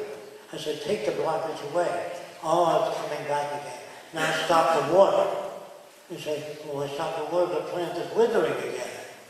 You understand? We teach them a physical connection. Nothing is self-activating. That's what I'm trying to tell you. Now, after that, I have all these kids hold hands and pray and block the sun. And they pray. And the plant begins to wither. And I say, form a larger circle and pray harder. And the plant is still withering. It says in the Bible, prayers are always answered. Bullshit.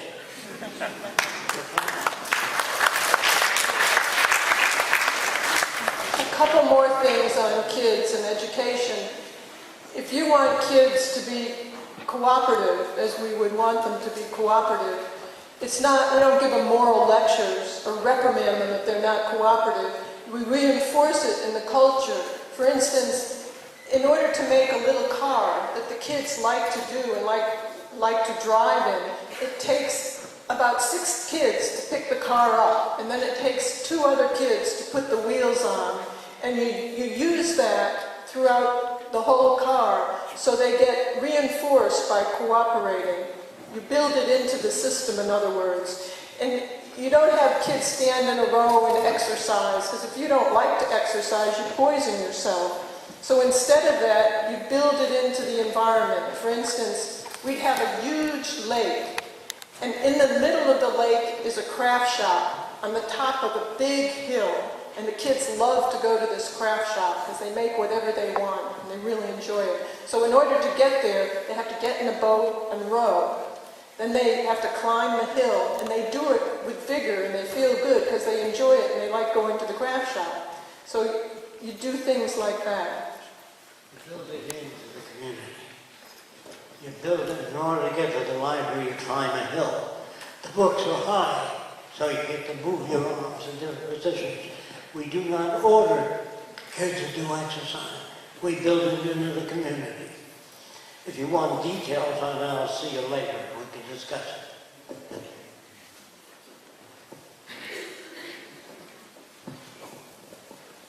Hi, I've just got a couple of questions. The first question I'd just like to ask on someone else's behalf regarding open source software and hardware.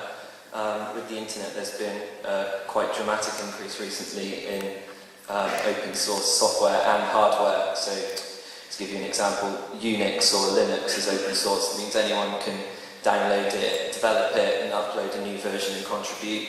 Hardware, for example, RepRap, which is a machine that can assemble small plastic components. Anyone can download the blueprints, create it, and etc. My question is, are the design details for the Venus Project infrastructure available under that?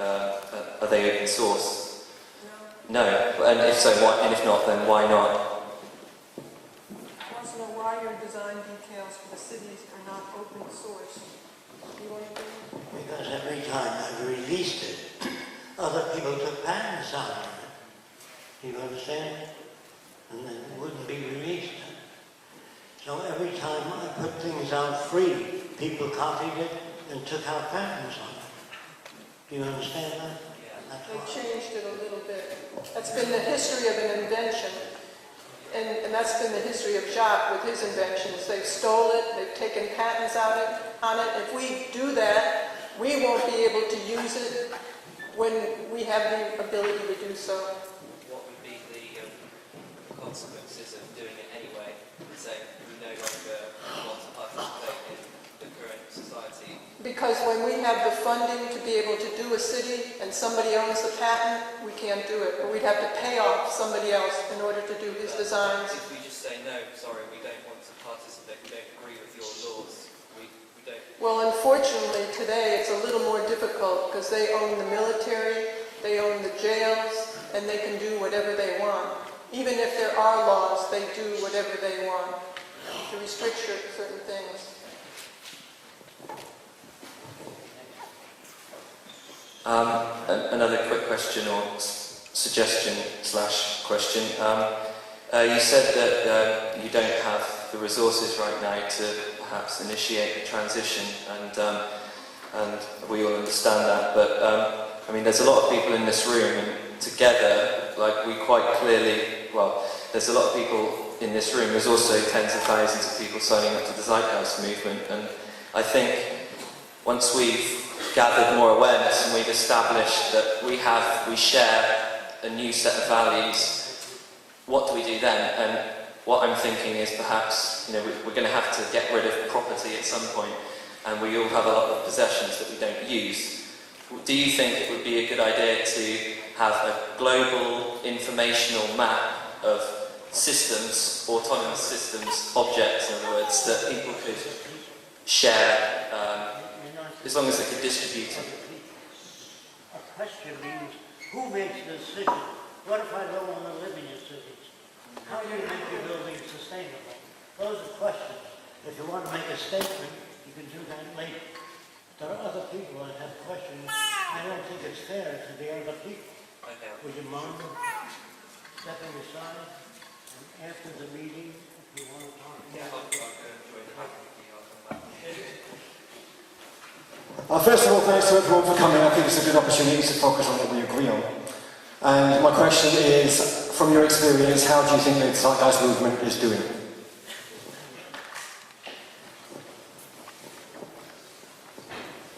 Well, considering that these concepts are so unique and so different in the way that people have been brought up and what they understand, that we think that the Zeitgeist movement has been amazing, that you can't really judge it that much by the numbers, but how quickly it's been growing. Jacques and I have been working in obscurity for over 35 years, and Jacques before that for even longer in this direction. And we got no recognition, no ability, no support from others. And within, just from one person, just meeting one person who did the movie Zeitgeist Addendum, within almost, before 2 years, we're doing this world tour. Other people are helping with it. There are memberships and chapters all over the world, so it's phenomenal to us.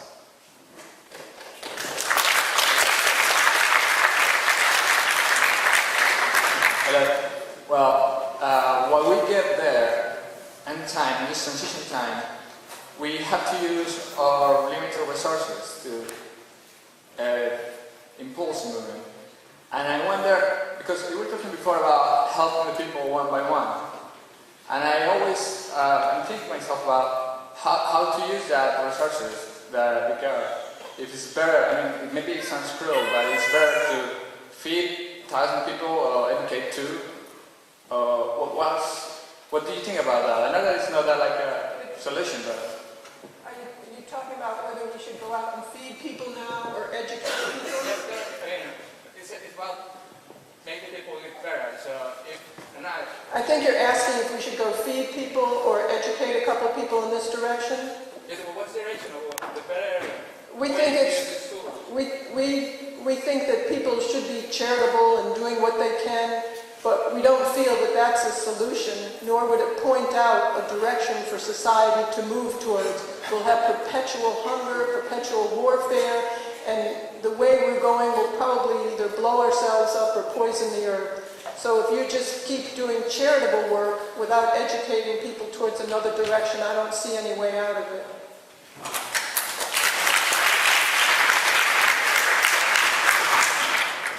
Hi, thank you for both of you coming today to the southwest of England.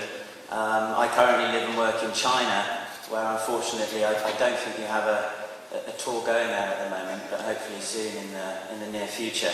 My question is a little bit off the main topic, but I hope some of you are interested in the answers of both of you. Do you believe or think that there is a possibility that out there somewhere in this great universe that we're based in, that there is another beautiful world just like ours, just like this one up here, that has all amazing resources in it? And on the top of that, do you believe in extraterrestrial existence, reincarnation, and past lives? Well, we think there probably is intelligent life out there because they haven't come here.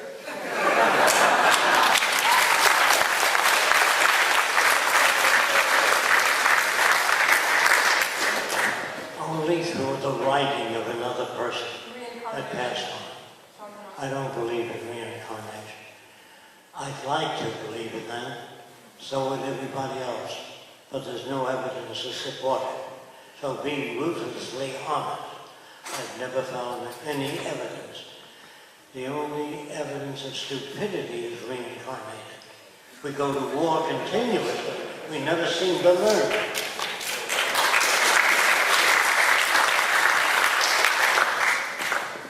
Hello again. A question that comes to mind. How do you prevent this movement from becoming another conditioned and fragmented idea, separate from the totality, and then there's a need to control it and make sure that it goes with a standardised, uniform view? In my view, this Vulcan logic approach is brilliant, it has its place, but I think there's more to it than a Vulcan logic approach. But other people have questions, so I think we can answer your question. Okay. Okay, fair enough. Yeah, there you go. If I understand it correctly. You're talking about the fragmentation of this system. Is that right? You're talking about how do you avoid fragmenting and the dangers of fragmenting this system. Well, there are people who look at what we're doing and have taken the word resource-based economy, which Jacques came up with from a lot of years of hard work, and they've taken that word and they've turned it into something else. We have no way of protecting that to show what the meaning of it is, really. There are people who are also trying to do a first city because they think that they want to go out and build something, and they took Jacques' designs, put it up on a website, said they were doing a Venus Project city. We asked them to take it down. We asked them to join us because we'd like to do this too. And their city was not what we were advocating, so we don't feel that it would be successful, and we can't endorse it. So there are fragments to this by people who are taking what we're doing and projecting something else into it. We can't avoid that. We can't help that. So that's why we ask people, that's why we put out as much information as we can. We ask them to get the books and videos to learn about it. Every week, Peter Joseph was answering questions. We have a whole lot of hours of archived questions, a lot of radio shows that we've done. So if you learn from the source, then there'll be less fragmentation towards this direction.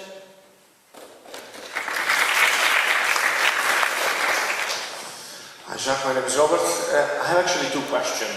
One of the leading questions in my mind is, how do you imagine an education, that is obviously the key to education, on this case, on everything, how do you imagine an education for this radical change without wiping out all of everyone who already socialized on this way? Who will teach? Who can teach to the new generation with the new way of society when we all socialize in the same way, including yours? How you imagine this education system? You're asking who will teach the educational system?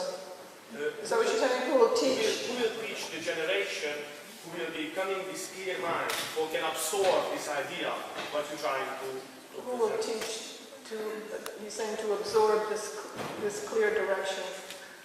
Who will teach it, John?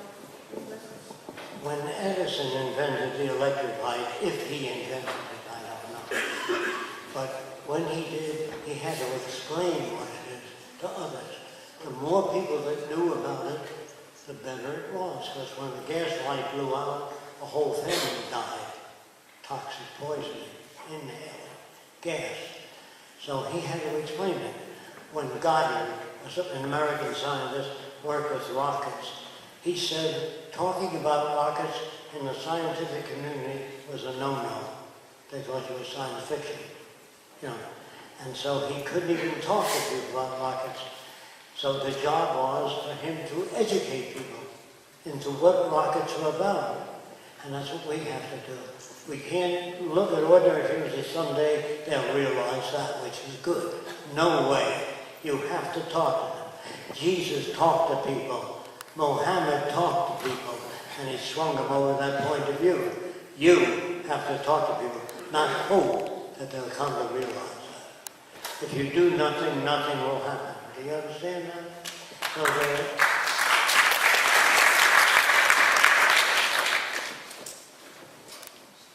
I still cannot see the way how you kill the materialism from the people mind at this point. Because when we have a new small born child, I can imagine you can teach in this way. But at this point, I can't see how we can all clear out by materialism or how is it.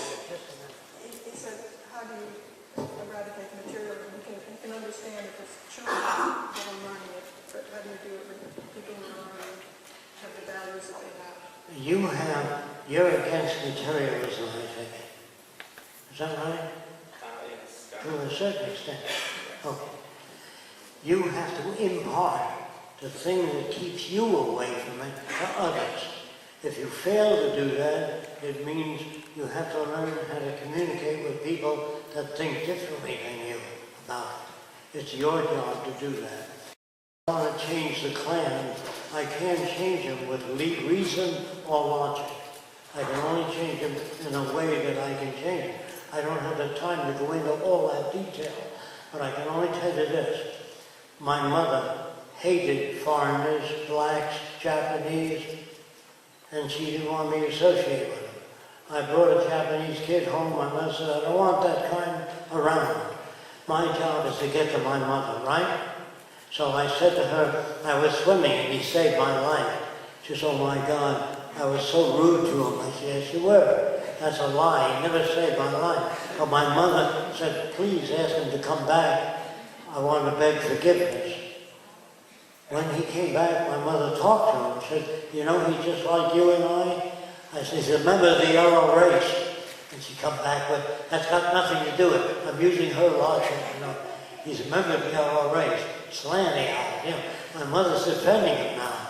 A month later, she calls him son, because she really likes him. Then I told her, he never saved my life. He said, you little devil, I would have never opened the door. Thank you.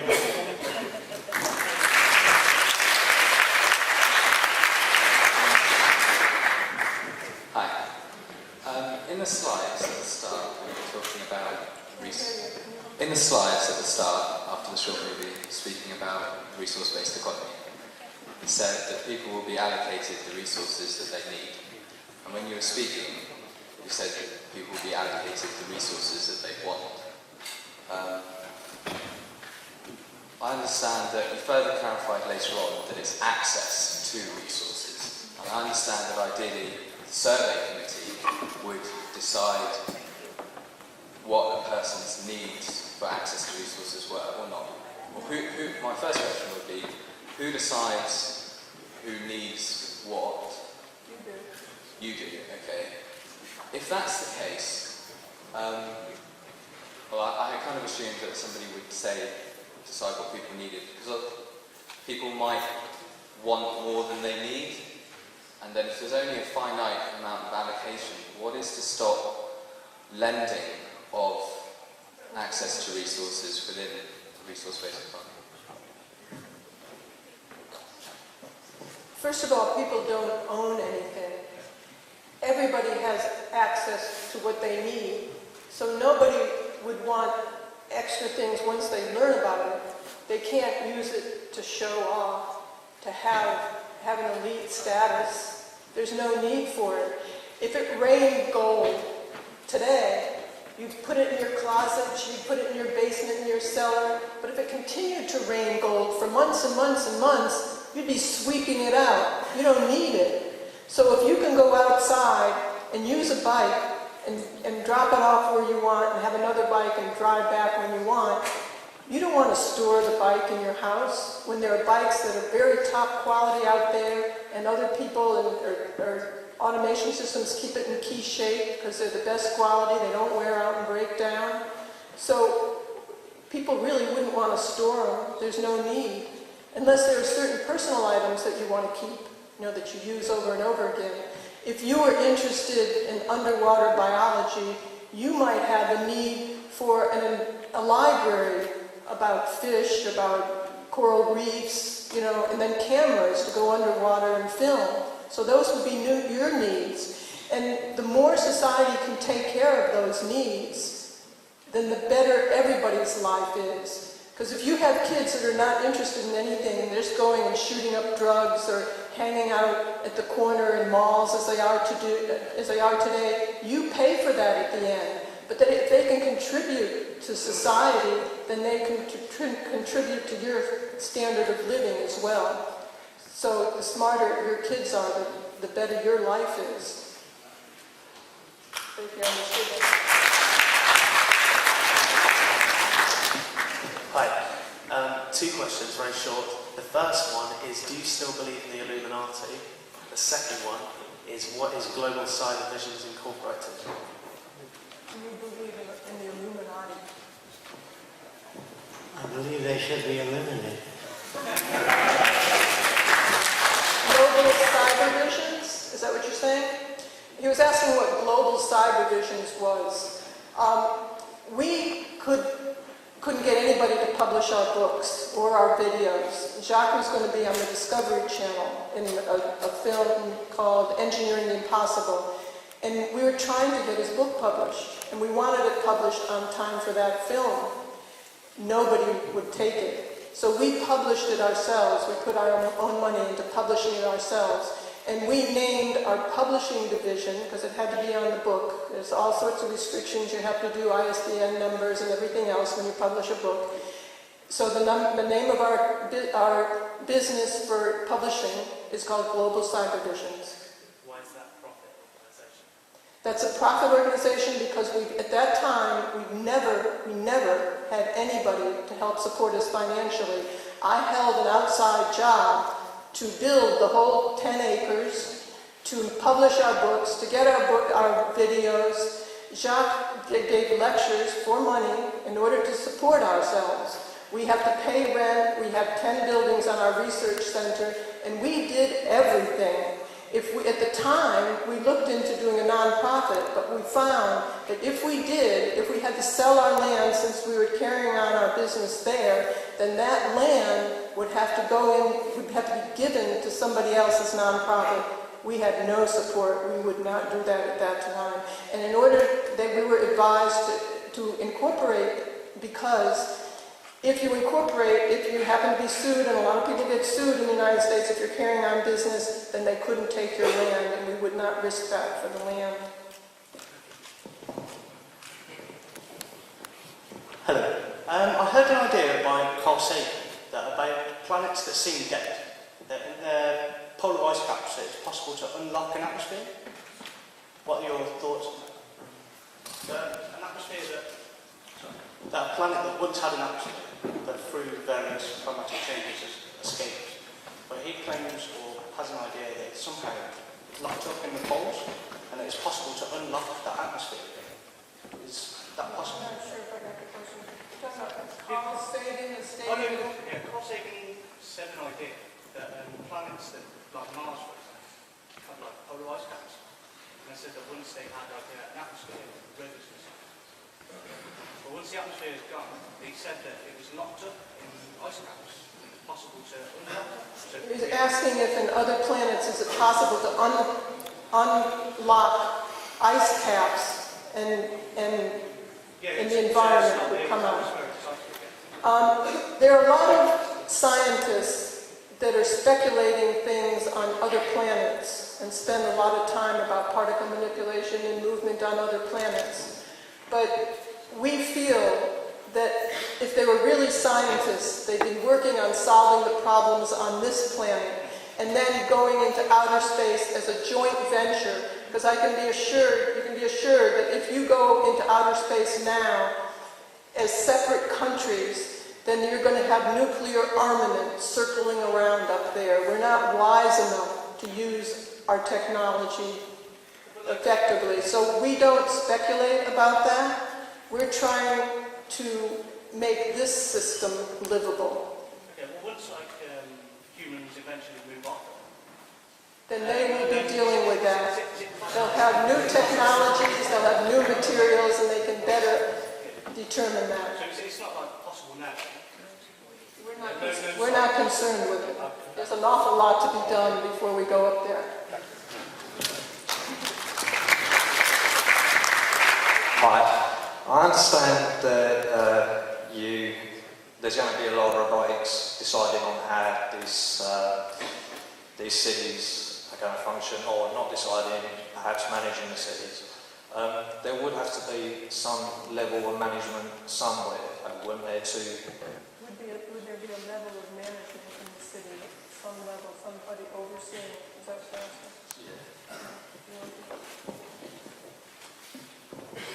And I hope you understand this example. The electronics that deal with agriculture have their electrical tentacles into the soil. And if the water table drops, that pumps water out there. So the system is rigged electronically to monitor all areas of the city. For example, there are many people here that have devices. They walk up to their house and the lights go on. They don't have to turn them on. They drive up, the garage door opens. We hope to automate most aspects of the city, so you don't have to do that. That will be most parts of the city, though. There's going to be certain times when there's going to need to be a management level to deal with. There is no management people. The system is automated. Do you know what that means? What about if you had a natural disaster or something? If we have a national disaster, there's special contingency people and resources. As much as they need is allocated. They don't have to go and report to anybody. They go and take care of the problem immediately. They don't have to ask kids to bring cans of soup or put in nickels and dimes to feed the starving who have a flood disaster. There are people that take care of the job immediately all over the world. We use the North and South Pole to store surplus food that's dehydrated. We do that from all the nations that produce a surplus. We store at the North and South Pole. The contingency department have the right to act immediately. If there's an earthquake in Japan, they don't have to appeal to a Congress. Right? They go and they access that food and deliver it by air to Tokyo right away. That's what I mean by caring. In other words, if people want to know where I got all these ideas from, I got them from the human body.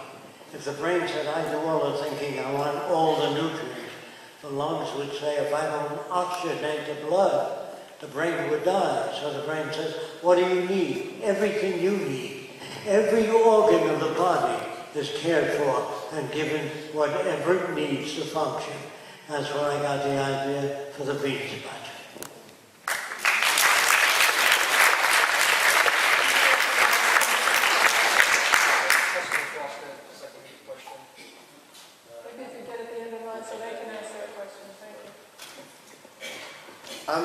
Is there potentially, if the Venus Project was a success, is there potential that that would in turn create a hell of a lot of waste? For instance, what would happen to our existing buildings, cars, structures, transportation, everything that exists now? If the Venus Project was put into practice, and we built these new cities, what would happen to everything that exists now? It's a hell of a lot of waste. Yeah, what happened to the existing system that doesn't work? If this became redundant and the Venus Project was successful and we now all lived in the Venus Project cities, what would happen to the existing houses, buildings, structures, cars, everything? What will happen to the existing cities and cars? You want to do it? Existing cities, we hope to level most of them. They're inefficient, but we'll mine them for glass, steel, whatever we can get, and build new cities. Because you can't sustain a city like this. Every building a different size, which means me for myself. That tells you what the population is like. If you see a city that's made of geometry sectors, you know that it's well thought out. You look at a bunch of thatched huts, you know they're primitive people down there. They even have songs. I love New York City. New York is one gigantic collection of chaos. But if you're brought up in it, you know nothing else. I don't know if you know this. If you save horses from a burning barn, take them out, they run back to the barn. It's the only security they've known. That's why people get attached to France, all the Eiffel Tower, the balconies with all the grill work, that's a waste of resources. In an earthquake, that's the stuff that kills people. All the gargoyles and heads and all the crap you have hanging on the buildings fall and kill people. But they don't understand those things. So we talk of functional cities that render maximum service. I just want to say one more thing. Here's how you pick your house in the future. You sit in front of a plastic bubble, and you sit, that's the architect. You say, oh, it's computerized. I want a house. And it says to you, what kind of house?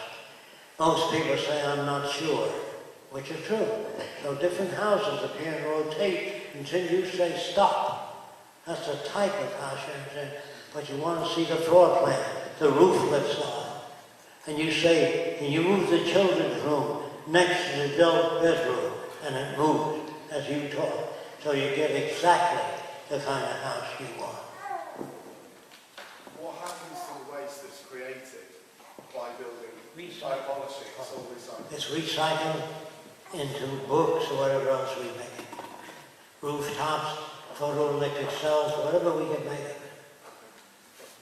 Recycled.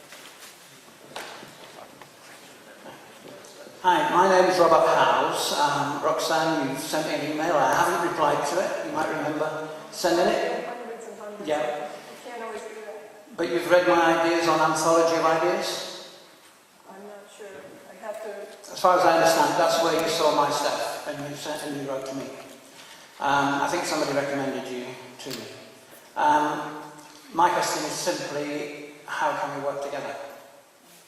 I've got my own project, but I'm the only person in it at the moment.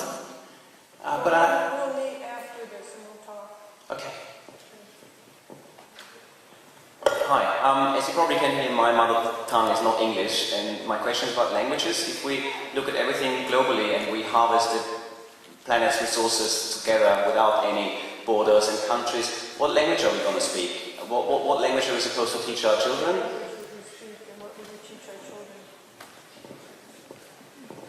I don't know if you'll understand the answer, but I'll try to give it to you. We breathe, and we take in here air, and then we exhaust it. When we speak in sentences, because we have to take a deep breath. But if you had a turbo lung, you know, that took in air constantly, your speech would be like that constant sound. We can't be that efficient because if you teach people how wonderful the human body is, you arrest their development. We point out the nose did not stick out. When people fall, they damage the cartilage, and you have sinus problems, all kinds of problems. So if there were just two holes that went upward, that would be more efficient. But normal people say, my God, how awful. They get, if everybody had a nose a foot long, you'd have surgery done. Do you understand that? Because you'd look like a freak. So there's really no such thing as beauty, except that you're brought up in a given culture. If you're brought up in a culture where a guy has a bone through his nose, that's beauty to you. Or you bangy big lips. There's no such thing as beauty. Each person, they all tell you beauty is in the eyes of the beholder. The eyes of the beholder, really, is it? In other words, is there such a thing as beauty? I don't think so. But if you're brought up in a given culture, your mother looks beautiful, whether they're Ubangi or Mexican or Filipino, whatever they are. But if you believe there's one kind of beauty, which the movies push us all the time, that's where you get it from. There's no such thing as beauty. If you marry a very good-looking guy in your terms, and he turns out to be a son of a bitch, that face becomes ugly. Do you understand what I'm talking about?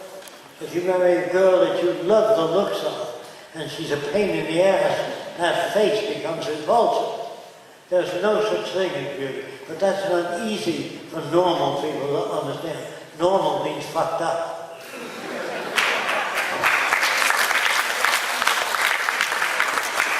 You would make sounds that would be based upon physical reference only, not your feelings. Let me say this. People think human beings have feelings. We are against that. Let me tell you why. So you have to listen. If your kids are trapped in a car, and you say, oh my God, the gasoline going to go out, and they're going to get burned, and I can't open the door, and all that, that's emotions. But if you break the window and take your kids out, that's emotions converting to action. That's where we're interested in. We're not interested in emotions. We're interested in action. Meaning, I saw 2 planes hit midair. The minute they hit, I ran to the hangar, got in a Jeep, put a fire extinguisher in it, and headed out for where the plane fell, and used a fire extinguisher. I saved a lot of lives that way. But oh my God, they're hit, they're falling, I hope they bail out. That's emotions. One is called cortical behavior, when you do something about it, and the other called thalamic, when you say, oh my God, the kid's drowning out there, I hope somebody does something. You're the somebody do something. You understand? Convert your emotions to a deed. If you don't like war, march against it. Teach people against it. But if you just do it privately, it doesn't do any good.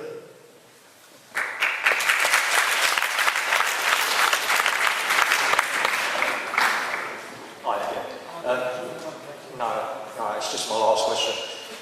Basically, it's to do with the misuse of resources and the attainment of resources, and perhaps the possible use people may use for these resources.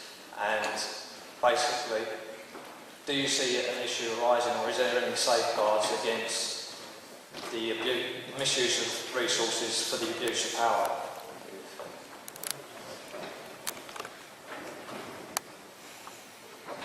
There is no misuse of resources in terms of the way you're thinking of it today. There's no advantage. The whole idea is trying to make abundance, using goods and services for the benefit of people. The whole direction is very different than what it is today.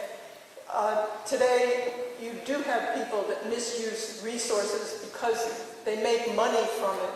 There's no advantage of that in the future. The direction of society is to house, clothe, feed, produce good education and medical care for people. That's the direction, not the acquisition of wealth, property, and power. So you eliminate a lot of the aberrant behavior that you have today. I can see it changing a lot of people's minds, and a lot of people's mindset will change that way. There is always going to be a group of people. There isn't always going to be that group. There's no advantage for that group.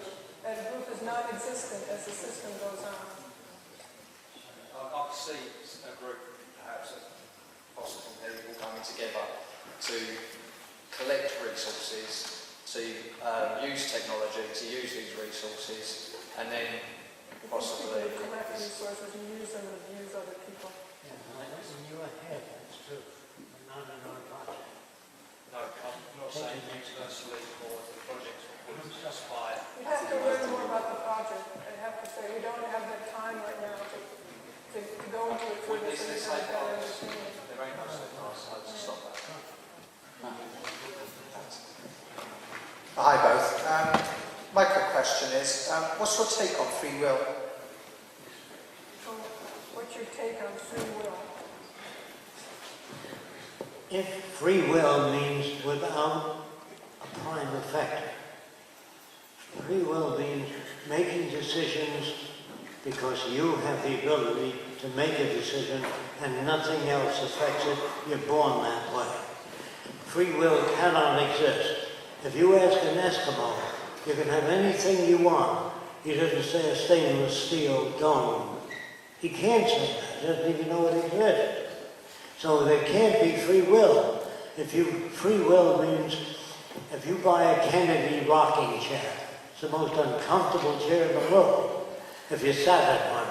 So people who see President Kennedy sitting in it say, I think I want one of those. That's influenced by advertising, movies, all your choices. They show movie actors driving Mercedes. An important person driving, say, I want a Mercedes.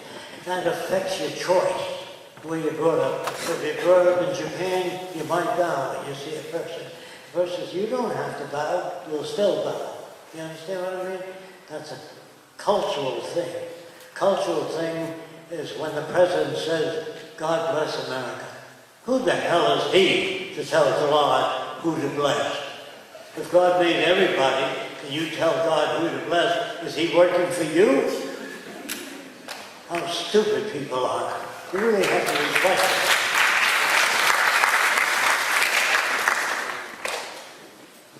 Hello. I'd like to pick up on a question that someone asked earlier about scrapping present cities and moving to your new efficient cities. I'm from a city called York in the north of England. It's a very beautiful city, 2,000 years old with a lot of heritage. And I just kind of feel that this wholesale scrapping of what admittedly is an efficient city would be a kind of loss of human culture. Is there not some level of like coexistence between the extremely efficient but still keeping some of these beautiful and cultural heritage places that are admittedly inefficient?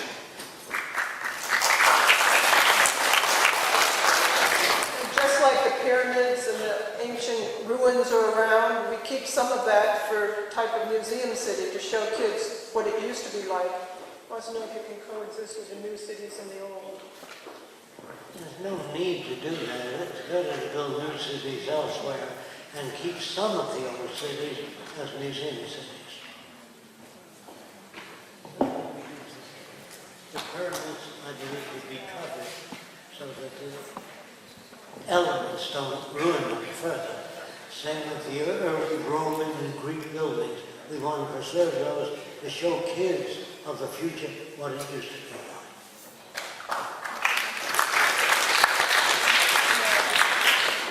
Hi, I just wanted to ask, well, in a resource-based economy, what would be there to make sure our rights aren't infringed? If there's no police or nothing like that? If there's no police, what would make sure the rights would not be infringed? If there's no police, what assurance do people have that their rights will not be infringed? If we raise children in school, we raise them not to be what you call greedy, self-centered. They learn how to be cooperative. There's no competition in the future. There's sharing of ideas. The reason we are, what degree of civilization we have, is because people wrote books. They write books of their experience, so you don't have to live through it again. You learn that a rattlesnake looks a certain way. If you don't know what a poisonous snake looks like, you're subject to injury. So people write books, they educate us, they inform us. So we owe our existence to many people that said never build an airplane without struts or some support, because they found out the wings would snap off if they didn't do that in the old days. Today we can build wings without braces, without wires, because we know we have new metals and new strength. So you have to update people, keep them constantly updated. But if you quit, like most people my age talk of the past, the good old days. There were never any good old days. There was starvation, burning of witches in America called the Salem witch hunts. They burned women who talked a little differently than other women, or behaved a little differently. They burned them alive. Now here's what you didn't know. If you found, for every witch you found, you inherited their bank account and their land. Did you know that? That gives you good reason to find witches. See, we don't get the truth. We think that America is a great country. We stole it from the Indians.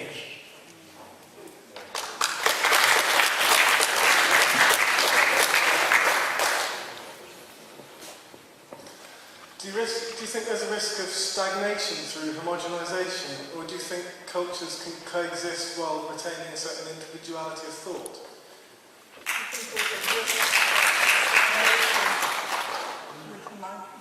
there's a risk of stagnation and everybody would be the same.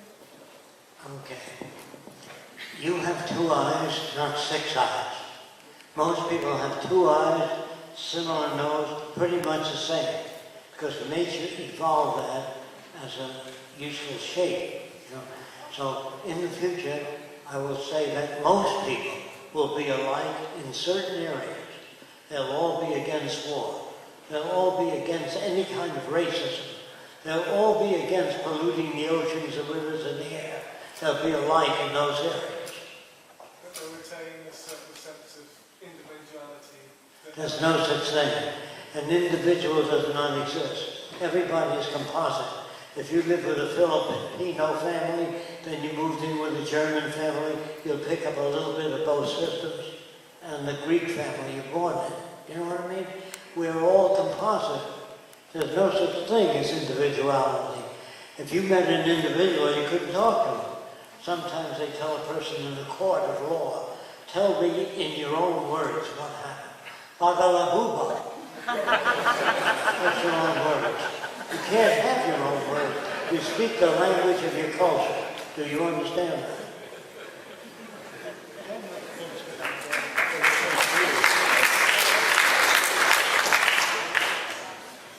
Hello, Janet. Roxanne, thanks for coming to Bristol. My interest is, how much are you interested in the arts as well as science?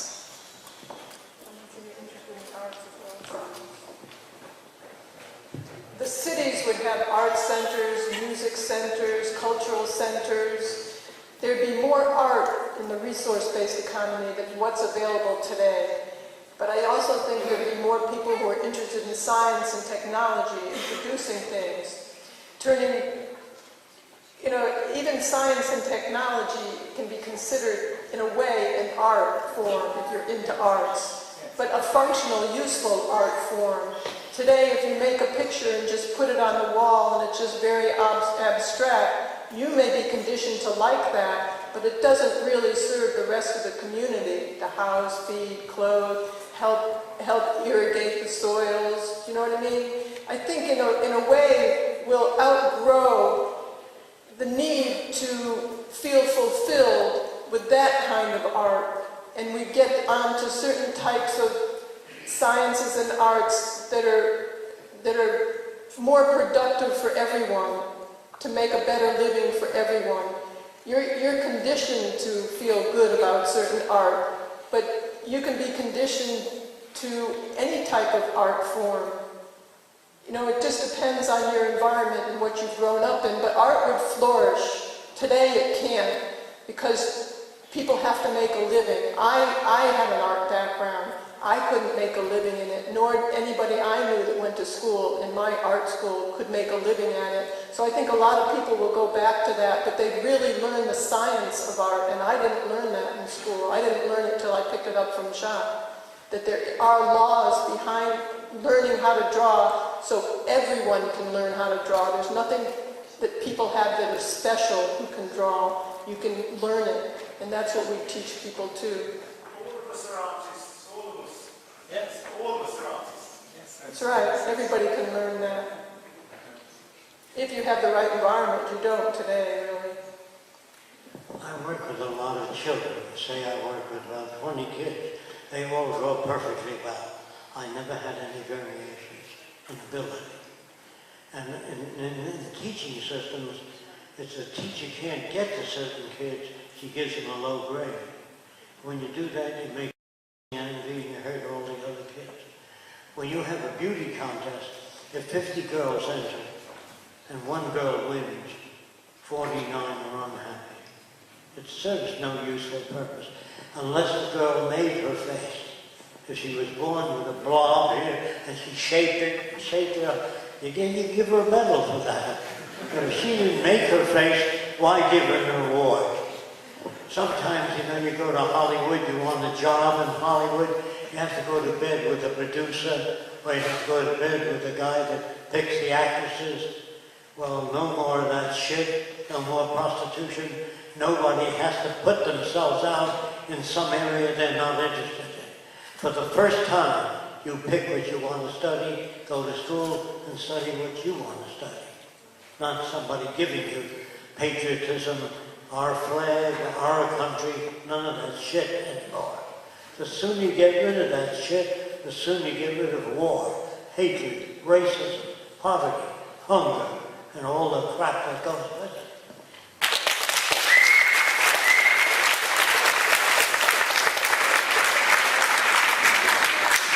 Hi. Do you accept that this new system cannot come about until the majority of the people want it?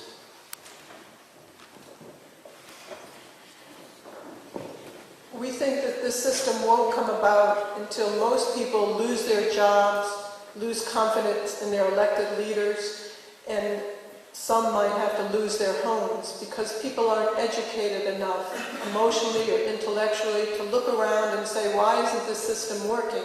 As long as they have a job and they're feeding their kids, no matter how many jobs they might have, they're not in a position to, it's a luxury to be able to come here and listen to new ideas. Most people can't do that. So in that case, it might have to hit them directly before they look around and say there must be another alternative. And if this system is not out there enough so people look towards this system at that time, then we won't make it. Should it not be sold through the democratic process? Well, there is no democratic process. There is no democracy. When did you ever vote on anything?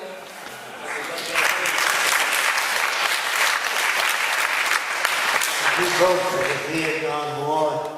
Ask any American, did you vote for the space program? No. They never voted for anything. Did you vote for the Brooklyn Bridge? No. They don't participate. They're giving bullshit about this as a participatory democracy. Sometimes people come to our research center and they say, I've come to help. I said, good. How would you prevent cars from hitting each other? They don't know. I said, you can't help unless you study some range of technology.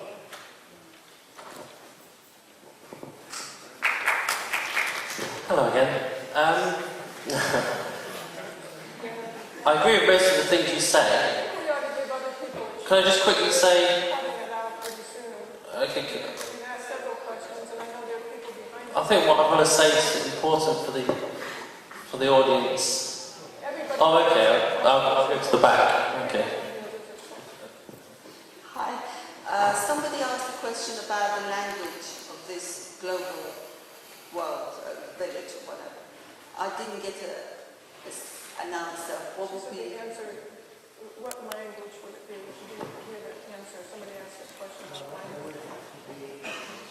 A language that is free of bias, in other words, descriptive language. Instead of saying, John is a nice person, that means maybe John didn't shit on the guy, he pissed on him. What do you mean by a nice person? You know what I mean? When you say, I met a wonderful person, if you lived in a house where everybody beat the hell out of each other, and you're in a house where the guy beats his wife once a week, he's a nice guy to you. So the language is not specific enough. When a girl says, I'm in love with Bill, now what the hell is that? Doesn't tell me anything. If she says, Bill knows more about chemistry, which is my major area of interest, that tells me what she has in common with it. But she says, I'm madly in love. I don't know what the hell I'm talking about. So do you mean that there will be a new language developed? The language has to be referential. That's why I recommend semantics. Are you familiar with it? Semantics is the meaning of words, how people use language. You can get up and say something you believe in, the guy will shoot you for it, because he was brought up to think differently than you about the same words. You know what I mean? So language, like I said before, I try to tell you, and when a person says to me, I'm a nature lover, I say, I love earthquakes, hurricanes, and all that. That's all natural too. You understand? I have to know what they mean. So you have to ask people when they say, I believe in Jesus Christ and nobody else. You have to ask them, why do you accept Jesus above everybody else? Mohammed and well, they usually say, well, I think he was correct. But what does Mohammed believe? I don't know. Then how do you know that? In other words, you have to be a cross-examiner. If you really want to understand it, you can't just listen to people. You have to question them. The person says, I'm an airline pilot. I like flying a Boeing. I said, well, have you flown a Lockheed? No. Have you flown this? How do you know Boeing's the best? You have to question. There's nothing wrong with that. Hello, very quick question about surveillance. I think it would be beneficial if people shared information.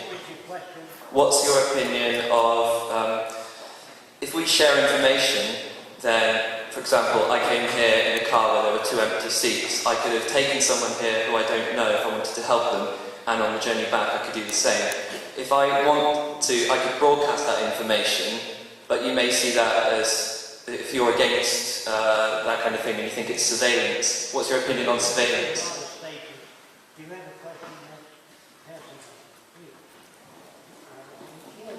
have to pinpoint your sentence. I mean, your statement. What's your question?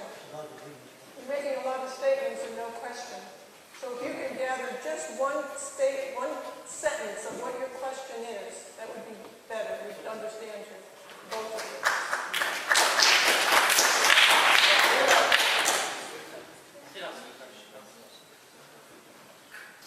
Hello. Yeah, the Venus Project sounds like a good thing, but it sounds like it needs a large dollop of collectivism, and I'm just wondering if the Venus Project intends on using microchips and implants on the population. What's about use surveillance, microchips, implants on the population? No, not at all.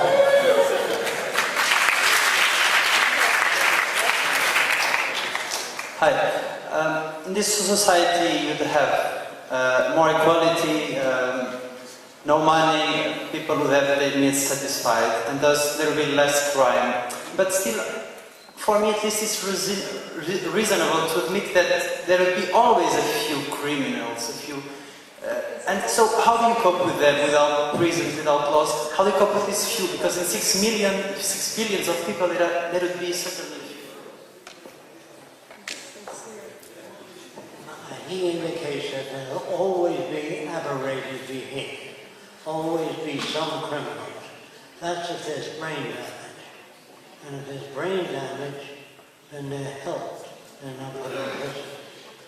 That's the answer. In other words, if you get a tumor in the temporal lobe, you might not be able to hear on the left ear or right ear. So we work on cultivating brain tissue. So if a portion of the brain is removed, the frontal lobes where you have most feelings, if that's removed, we will try in the future to cultivate brain tissue. If you don't understand that, I heard an anatomist describe to medical students why we can't graft an arm onto a person. This was about 40 years ago. So I said, sir, if we put a glass tube in the vein and artery and kept the arm alive to artificial circulation, and then grafted it on, and then when it took, cut out the artificial. He said, do you work in our research center? I said, no. He said, you should. I said, never say to medical students, we'll never be able to graft an arm. Say this, I can't see how that can be done. I can't see how we can get to the moon. But don't say we'll never get to the moon. We'll never colonize Mars. Say, I can't see how that can be accomplished. Do you understand? Or I don't know how that can be accomplished. But when you get up and say, man will never be able to replace the human eye, that's your limitations you're talking about, not other people's. I see no limitations to what man can do. I think they can solve almost every problem that they put their mind to if they work at it, not hope somebody else will.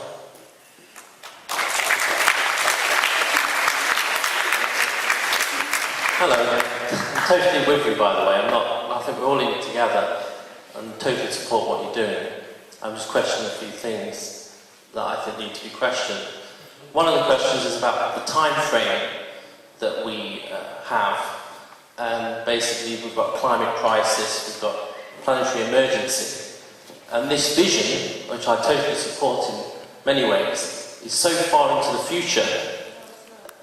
Well, relatively speaking, it is, when you look how conditioned people are in the society today. It's going to take an enormous shift in people's consciousness, people's investments in banks, people's investments in their belief systems. So what can we do in the meantime? Because we're in an emergency, because we have an urgency of change. So to build this city is going to be so far, it's going to take So what do we do in the meantime? It's going to take such a while to build this city. What can we do to create sustainability in the meantime for the urgency that we all face on the planet today? Okay, thank you. Anything you can do for sustainability is just fine. You know, people who are making their own gardens or who are putting up solar panels, this is fine. He's asking what we do in the meantime for sustainability. But as I said before, this does not take care of the problem. This does not pose a solution. It's a whole new social direction that we need. And if we don't work towards it while you're making solar cells and hydroponics, then we're not going to make it into the future, into a real sustainable future.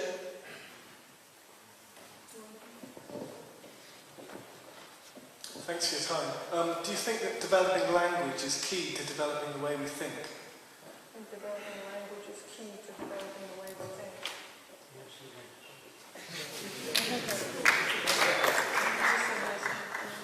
Yes, it is. Okay, this will be the last one then.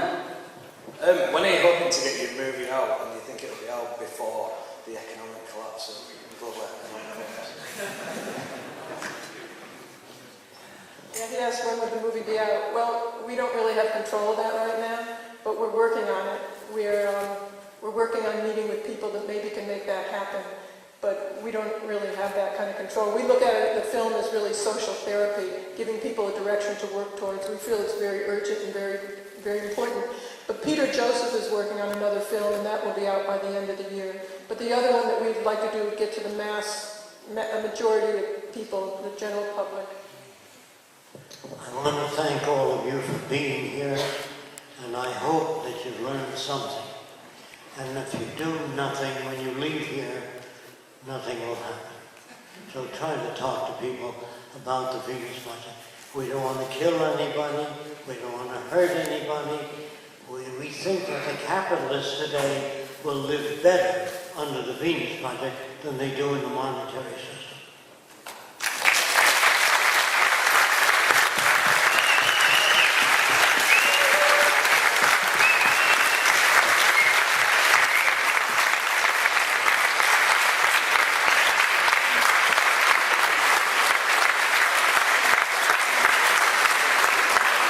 Well, from the Bristol Zeitgeist Movement, thank you very much, Jack, for visiting our town and spending the time to sit here and patiently answer our questions. I think you handled that tremendously, and it's been a great honour to listen to you, and I'm sure we all reflect that.